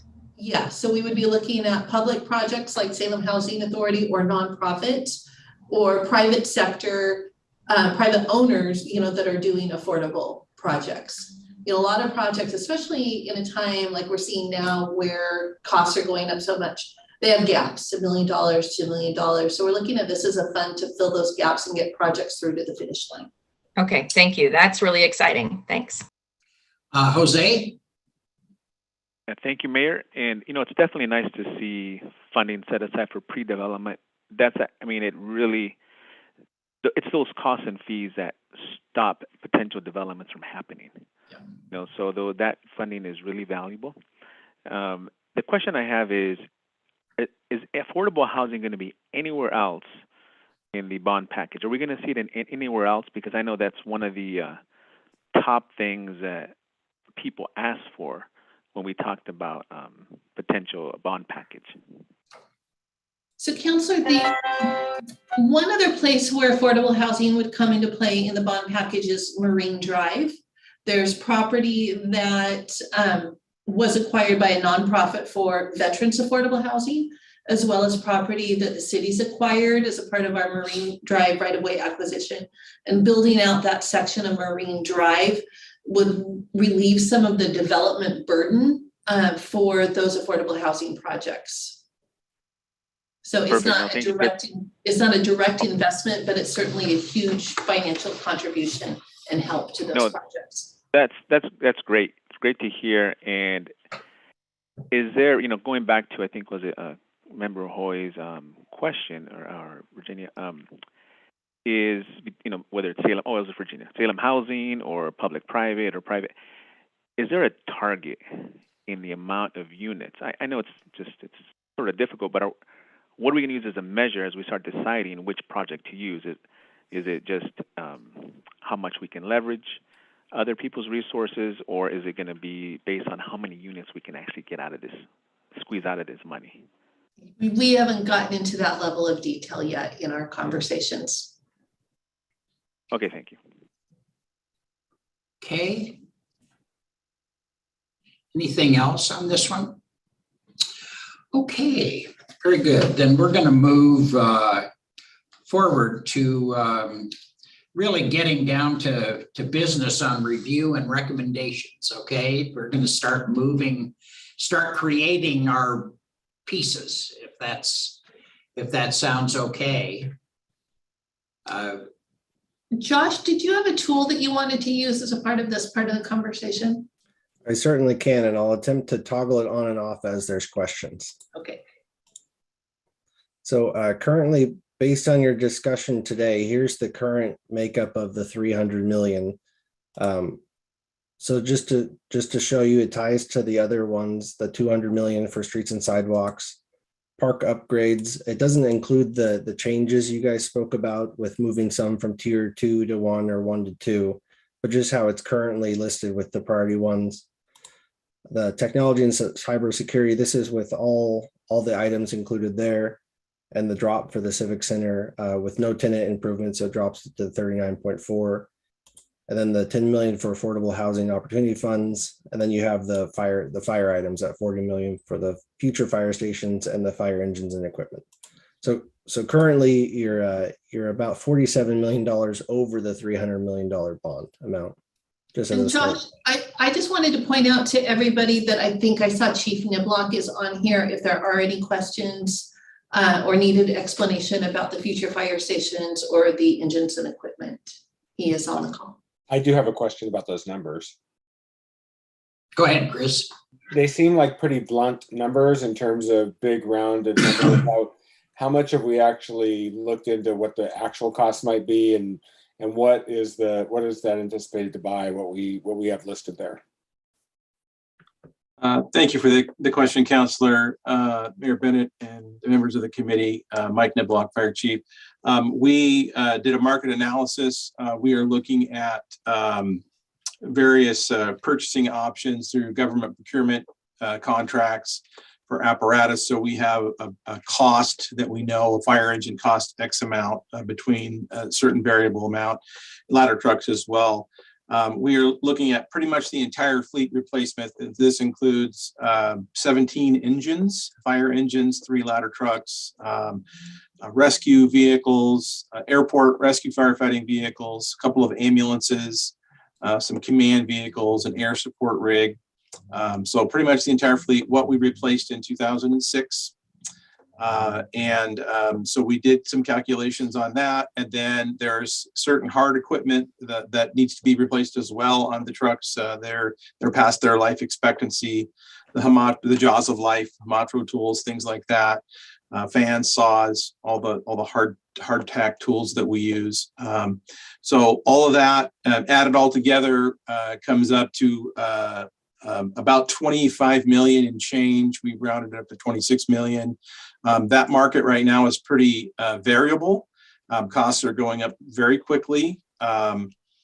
We just lease purchased a few vehicles, and the time between actually getting the prices and leasing the vehicles, there was a slight increase in that from the manufacturer. So we did leave ourselves a little bit of contingency in that for the cost to make sure we don't overrun. As far as the fire stations, we worked with Public Works on this. I don't think it was Brian, but it was one of the other engineers up there that had helped us last time. And we took our blueprint of our existing fire station, of the ones we just built in 2007, and said, if we built the station again today, what would the cost be? Unfortunately, they're about double what they cost us in 2007. We built them for about $2.5 million. We built 4 of them for $10 million, and they're going to run us about $7 million a piece now. And that includes land acquisition, as well as this construction of the station. So that's a full package deal.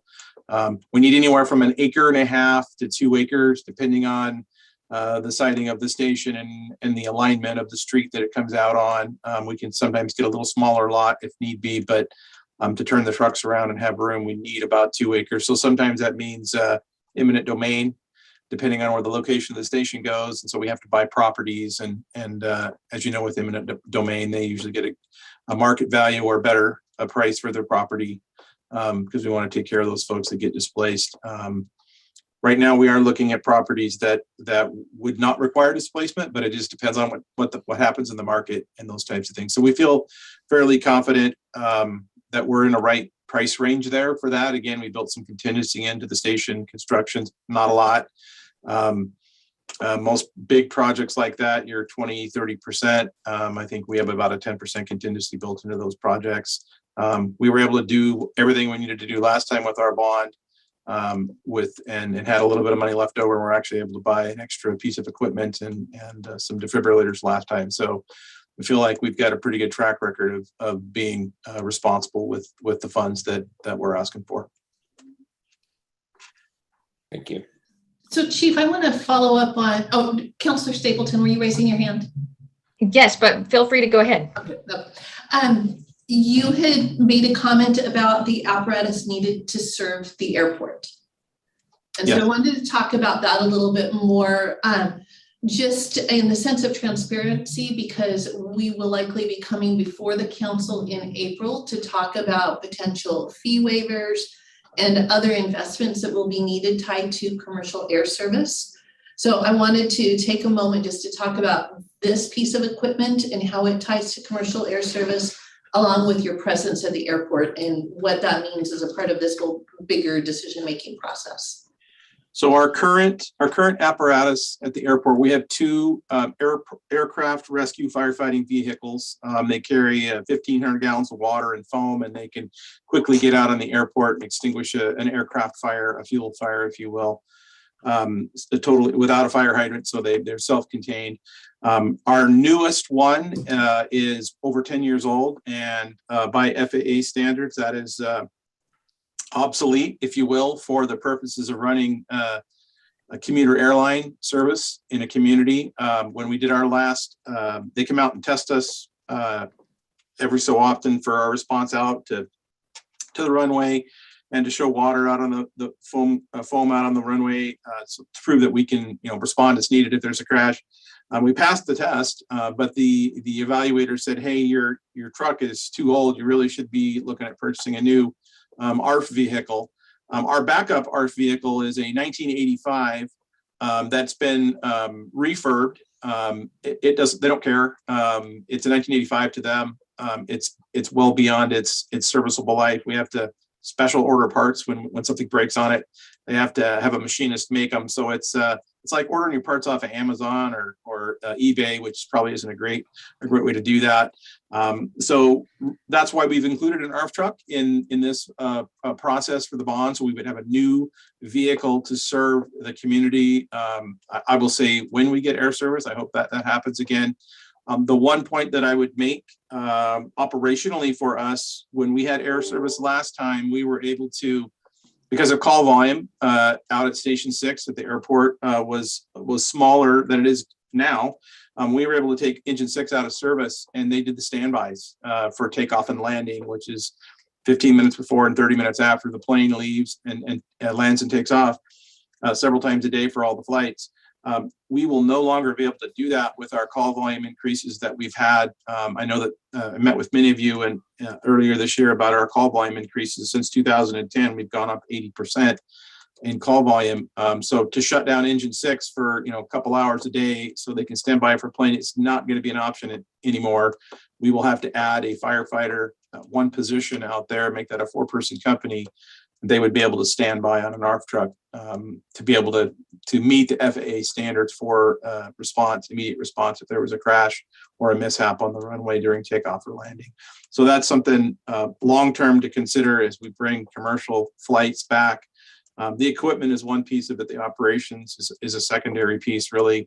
And with the increased call volume out there, we would really be denying service to a lot of people in the community based on a standby at the airport. So that's probably not going to be a good option for us. So those will be some considerations that'll have to be made in the future.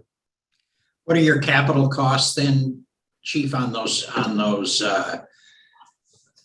two firefighting pieces of equipment, those specialized pieces of equipment? So we only have one included in the bond. The range is about, I would say about $750,000 for one of those pieces of equipment. And the firefighter is about $150,000 a year operating ongoing expense to have the 4th person out there on duty every day. Okay. Yeah, Virginia. Thank you. I have 3 questions for you. A couple of them are pretty straightforward, and then one is a little bit more loose. So the equipment that we do own now, what is the process for that equipment after we buy new equipment? Do we sell that for a profit at all, or how does that work?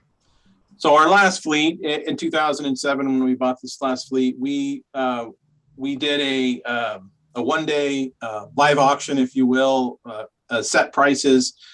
We put them all up for sale. We had 9 trucks to sell. We sold 7 of them, and we about 30,000 a piece. They were, quite frankly, they were fairly worn out. So, but small communities, there were some small communities on the coast that wanted 3 trucks exactly the same. So they came in and bought 3 trucks for $90,000. It was a great value for them. You know, when you're running 2 or 3 calls a day, they'll do that. So we that money went back into the fire fleet fund, replacement fleet fund, which is for staff vehicles, not for fire engines, but it came back to the fire department. The other 2 engines we donated, one to Chemeketa Community College for their fire science program. And we sold one to the school district, Salem Kaiser School District, starting their fire science program in West Salem. And so they purchased one. So that's where the fire engines went. We did sell 1 ladder truck to Kaiser Fire District. And that's the big blue and white one. They repainted it. Ours are red, theirs are blue and white. So they repainted it and repowered it. And I think they spent about $750,000 on it after they bought it from us for $75,000. And so it's still chugging down the road, but it's 30 years old. So, but so we do take advantage of the used fire apparatus market, if you will, and then we try to help out smaller districts around us. And I think we did donate one of our older grass rigs to Gates Fire or somebody up in that area at one point. Thank you. And this next question I have for you, it might be for you or for Josh. Is this standard practice, using a bond to buy fire equipment in big, every 10 years when it is in need of replacement? Or do some cities do it where they're buying it, on a regular, more rotational process? So I'll take a stab at that. And there are some, believe it or not, there are some really valid reasons why we do it this way. I have operated in both ways. Where you have an apparatus sinking fund, if you will, and you put money into that every year, and then you rotationally buy trucks. What you end up with in that situation is a lot of trucks that are very different. Right now, all of my trucks are completely identical. I can take a driver off of engine 1, I can put him on engine 10, and it's exactly the same in the middle of the night. All the switches are the same. They all drive the same. They handle the same. From the mechanic standpoint, buying parts, we can stock 3 or 4, alternators. They fit all the trucks. If I've got 13 different apparatus, even if they're the same brand, a couple of years apart, they are a little bit different from model year to model year. And then you end up having a mismatch of lots of different things. So I've worked in departments before that bought trucks onesie twosie like that. When I came here, we had done a bond. The bond in 2006, our last fleet was 18 years old, and they were in desperate need of replacement. This fleet is at the same point. We're at 15. We had initially proposed bonding in 2020, and lots of things happened, like COVID and other things that here we are in 2022, and we're still muddling along with this fleet. So there's lots of different ways to do it. But one thing I would say is the challenge with setting money aside one policy board can't bind the next policy board. So, 15 years from now, we have a new group of counselors, and I have $15 million sitting in my bank account to buy fire trucks, and they decide they want to do something else with it.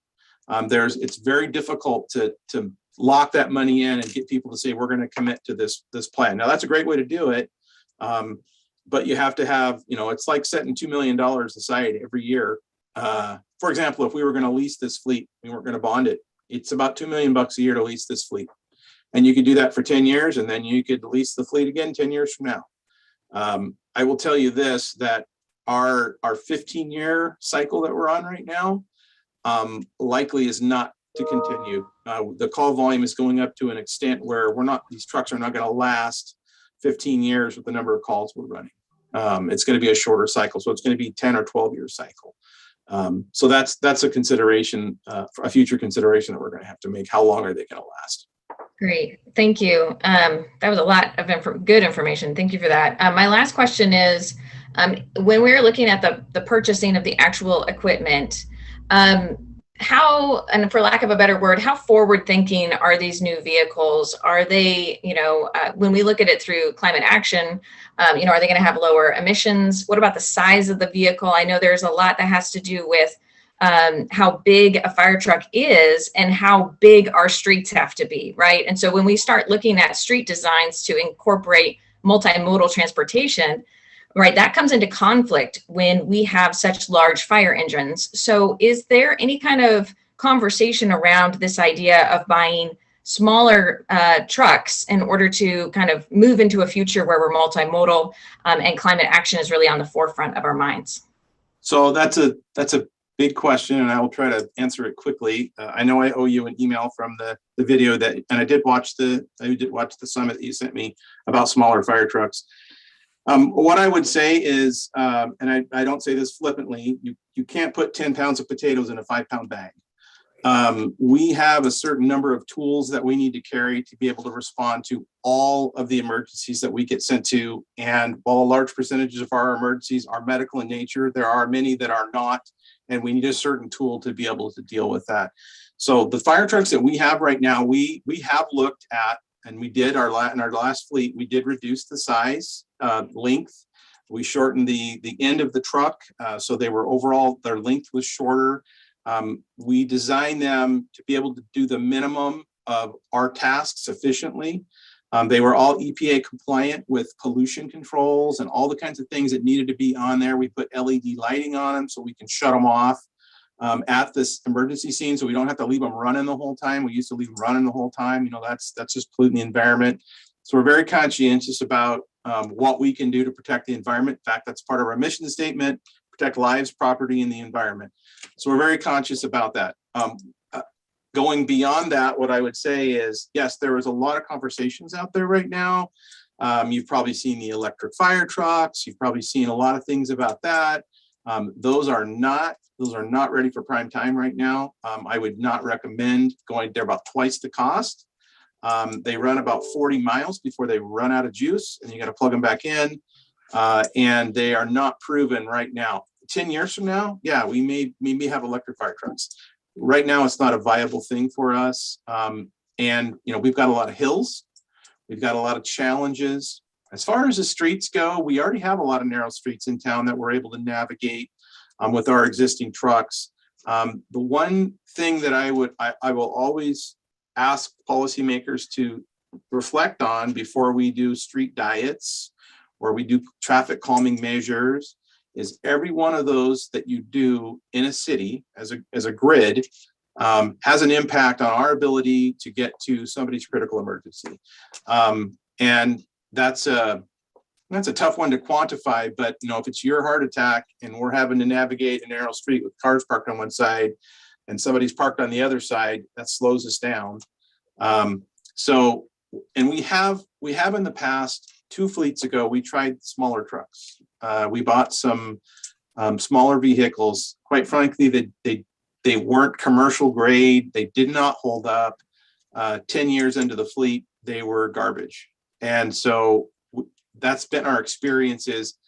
I don't think that is really ready for prime time yet. I know there's a lot of excitement about it. I've actually done a lot of research on the electric vehicles and whether or not that's viable. I know Councilor Anderson is constantly, chirping in my ear about, I want to see electric vehicles in the city, every vehicle we buy. So I do look at that stuff, and we do try to be forward thinking about what we could do.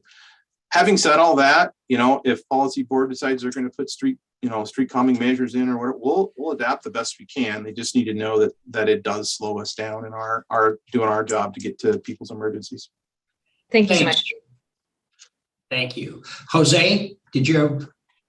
Yeah, just a quick comment. Thank you, Mayor, and thank you, Chief, for your thoughtful answer.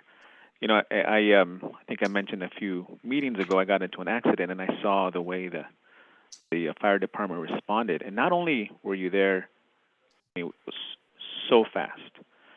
We literally thought you were parked around the corner waiting for us, right? But they showed up and they cleaned up the street. They put a chemical because there were fluids everywhere. Super efficient. Triple check with everybody to make sure, triple check that we were okay. And then they went on their way. But it's interesting. I didn't know that they would take those steps to clean the street, pick up those pieces of broken car. Very prepared. And so I think, I know you have a lot of information in your head, Chief. Any way you can share that info on a regular basis so we have it, so we can share with the people around us, I think it'd be very helpful. Thank you. Thank you, Councilor. Yeah, we are very focused on the environment and what we can do. We work with pollution control. When we've had releases of diesel fuel into creeks, I mean, our hazmat team is always there trying to mitigate the issue. So we're very conscious of that, and we try to use that lens when we buy our apparatus, when we buy our foam that we use, all the products that we use. We try to be as green as we can. We know we drive diesel trucks around, so I mean, there's only so much green you can be with those, but wherever else we can afford to do that, we do that. Very good. I was going to ask you, members, if you would be comfortable with maybe 10, 15 more minutes. Would that be, does anyone have to take a hike real quick? What I'd like to do, and you may say, I don't want to spend 10 or 15 minutes on this. But it feels to me we have several areas we could start putting into the package. And then we'll look at it all at the end anyway, but there are pieces that we could have staff putting together into the package. And the ones I'm thinking of are the Civic Center, information technology, affordable housing, and library branches that we have. It felt like, this is my sense, that we reached some real agreement on what these kind of looked like, sort of what the general size was, but that those might be ones we could get kind of packaged up. That does leave outstanding the hard ones: transportation, parks. Those are going to be ones we'll want to probably take a little more time on. We have another meeting coming up, but this would kind of like start clearing the decks. Does that make sense to everybody? Did you feel like we were generally in the same place, Chris? I definitely think we're generally in the same place on the ads. The challenge is going to be on the subtractions, and we've got a bunch of those still to do. So I'm fine saying, in general, I support these, but we might have to start honing those down as those difficult questions come up about what are we going to remove. So as long as they're still open to maybe shaving off some numbers off of each one of those at some point, yeah, I'm fine with saying in general, those are good. Yeah. Well, what I'm saying, Chris, is I think we shaved it off on the Civic Center. We said we don't want to do the remodel. And I didn't hear anybody saying, oh yeah, we got to do the remodel. No, that would get shaved off right away. Agreed. Information technology, I didn't hear anyone saying, here is a part, it was say that 500,000 for efficiency, and I didn't hear anyone saying, let's cut that piece off. So we would see that full information technology come back to us. And the affordable housing and library branches, I didn't hear anyone saying, I think we ought to be looking now at cuts. So now that doesn't mean we won't. And I agree with you. This is the kind of stuff where, as you have a chance to think about it, but it would let us move this forward to us as a part of what a final package is going to look like, and really give us the time next time to focus heavily on parks and transportation. And what I'd suggest is, as we get into the parks and transportation, look at your stuff, at the materials you've got very, very carefully for where you see those numbers need to move. We have, I forget, was it 49 million? We're over the top on it, looking at the current package. So we're still got a ways to go. Jose, did you have any thoughts on this? Yeah, pretty much in agreement with everything you said, Mayor. In Northeast, I would say, as far as the affordable housing and library, I would say in the middle there is a community center, community space. So that's /library. Yeah. I think that's really what's needed in this area. But that'd be great if we can combine these projects. That'd be awesome. Great.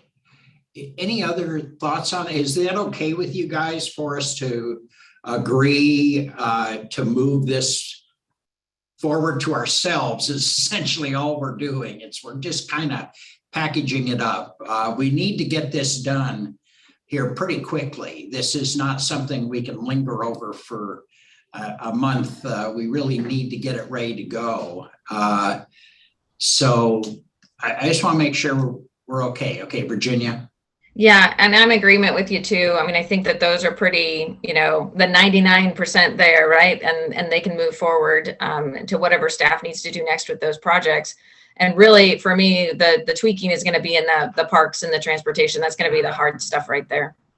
Yeah, and I think being ready, and I keep in mind, or if it starts to move away from you, keep in mind the things Brian and Josh talked about in terms of how we package this up, whether it's using buckets or it's somewhat vaguer than we may be comfortable with if we're trying to design the project here. This is not where we design the project, and we may not even be I know I won't be, but none of you may be the council that actually put some of this stuff through in 10 years, so it's kind of leaving some space open for changing needs in the community. So think about it as you're kind of looking at it.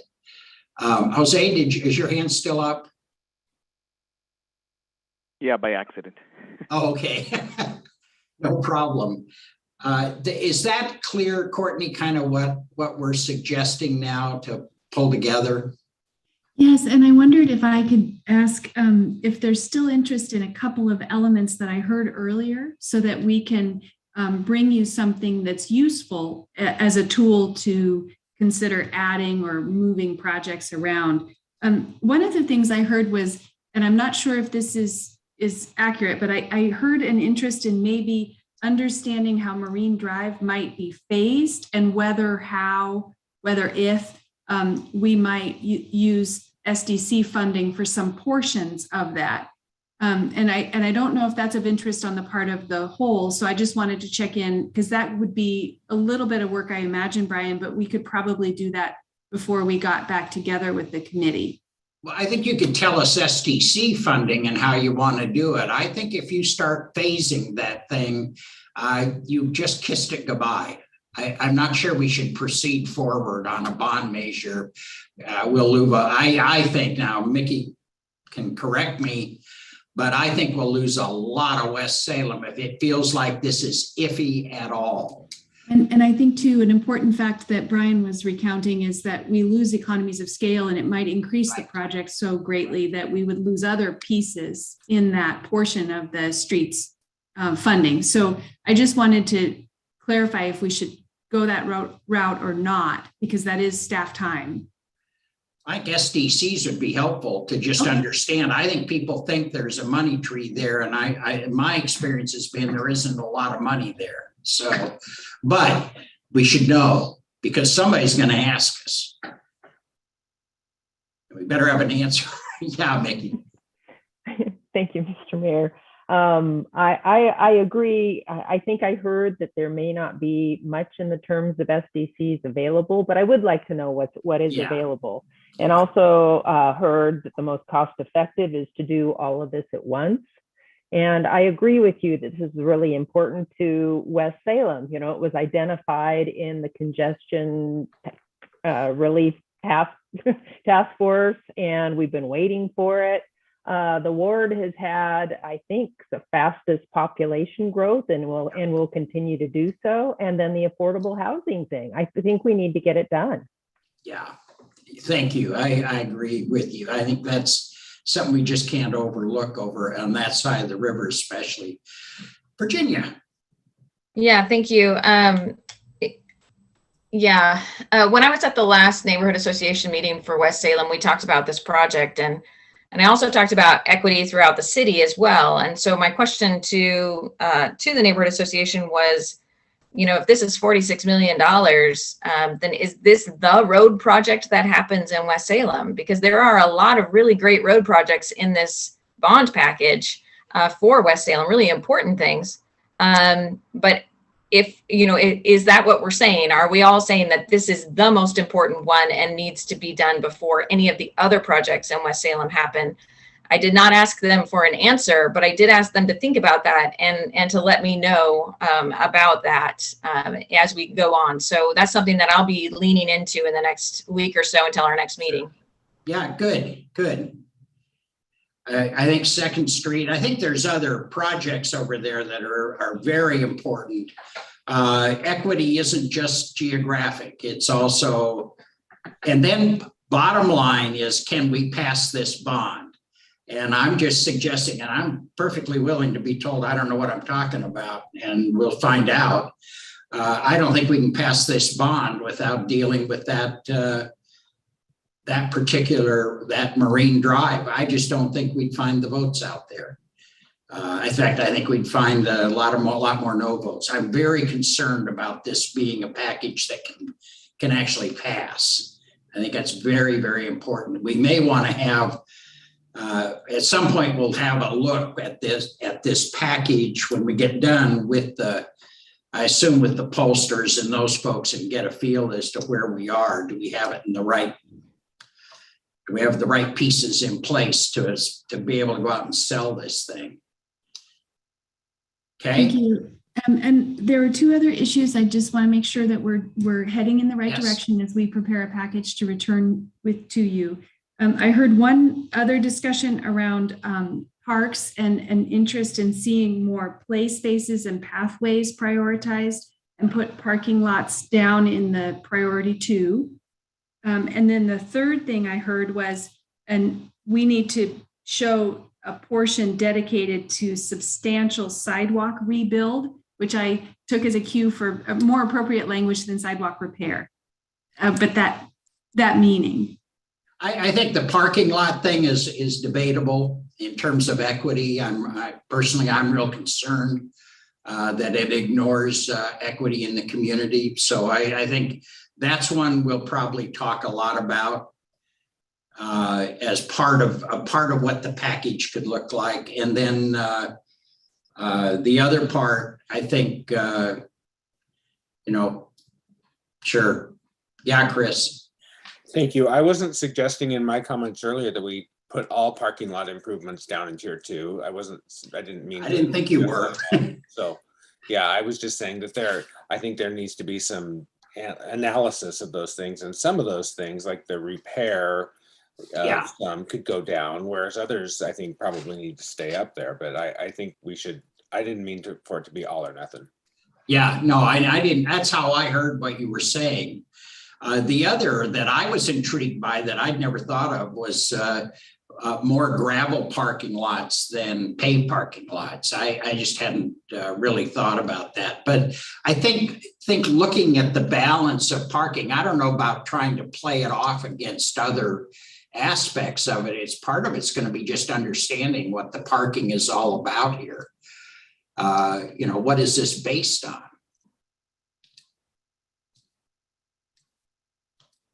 Thank you. I think we have the feedback we need to be able to prepare for the next meeting. We were looking at April 4th as the next opportunity, and we could meet at 11 o'clock in the morning, or we could look at that evening time, which had been reserved for a work session, and we can poll you offline and find the best time for most participants. If we're not going to meet till April 4th, I think it would be very difficult for us to have anything done in time for a work session that evening. That might be the. I'm sorry. We already sort of assumed that would be the case, and so we were just holding that time for this group to reconvene rather than invite the council to a work session. Okay, great. Okay, is there anything else then? Okay, then we'll adjourn and we'll see each other again on April 4th. Thank you. Don't hesitate to call Josh and Brian and get it straightened out with these guys, okay? Good. And Mickey got her private meeting. You'll really get a lot out of it, I'm sure. Okay, we're adjourned.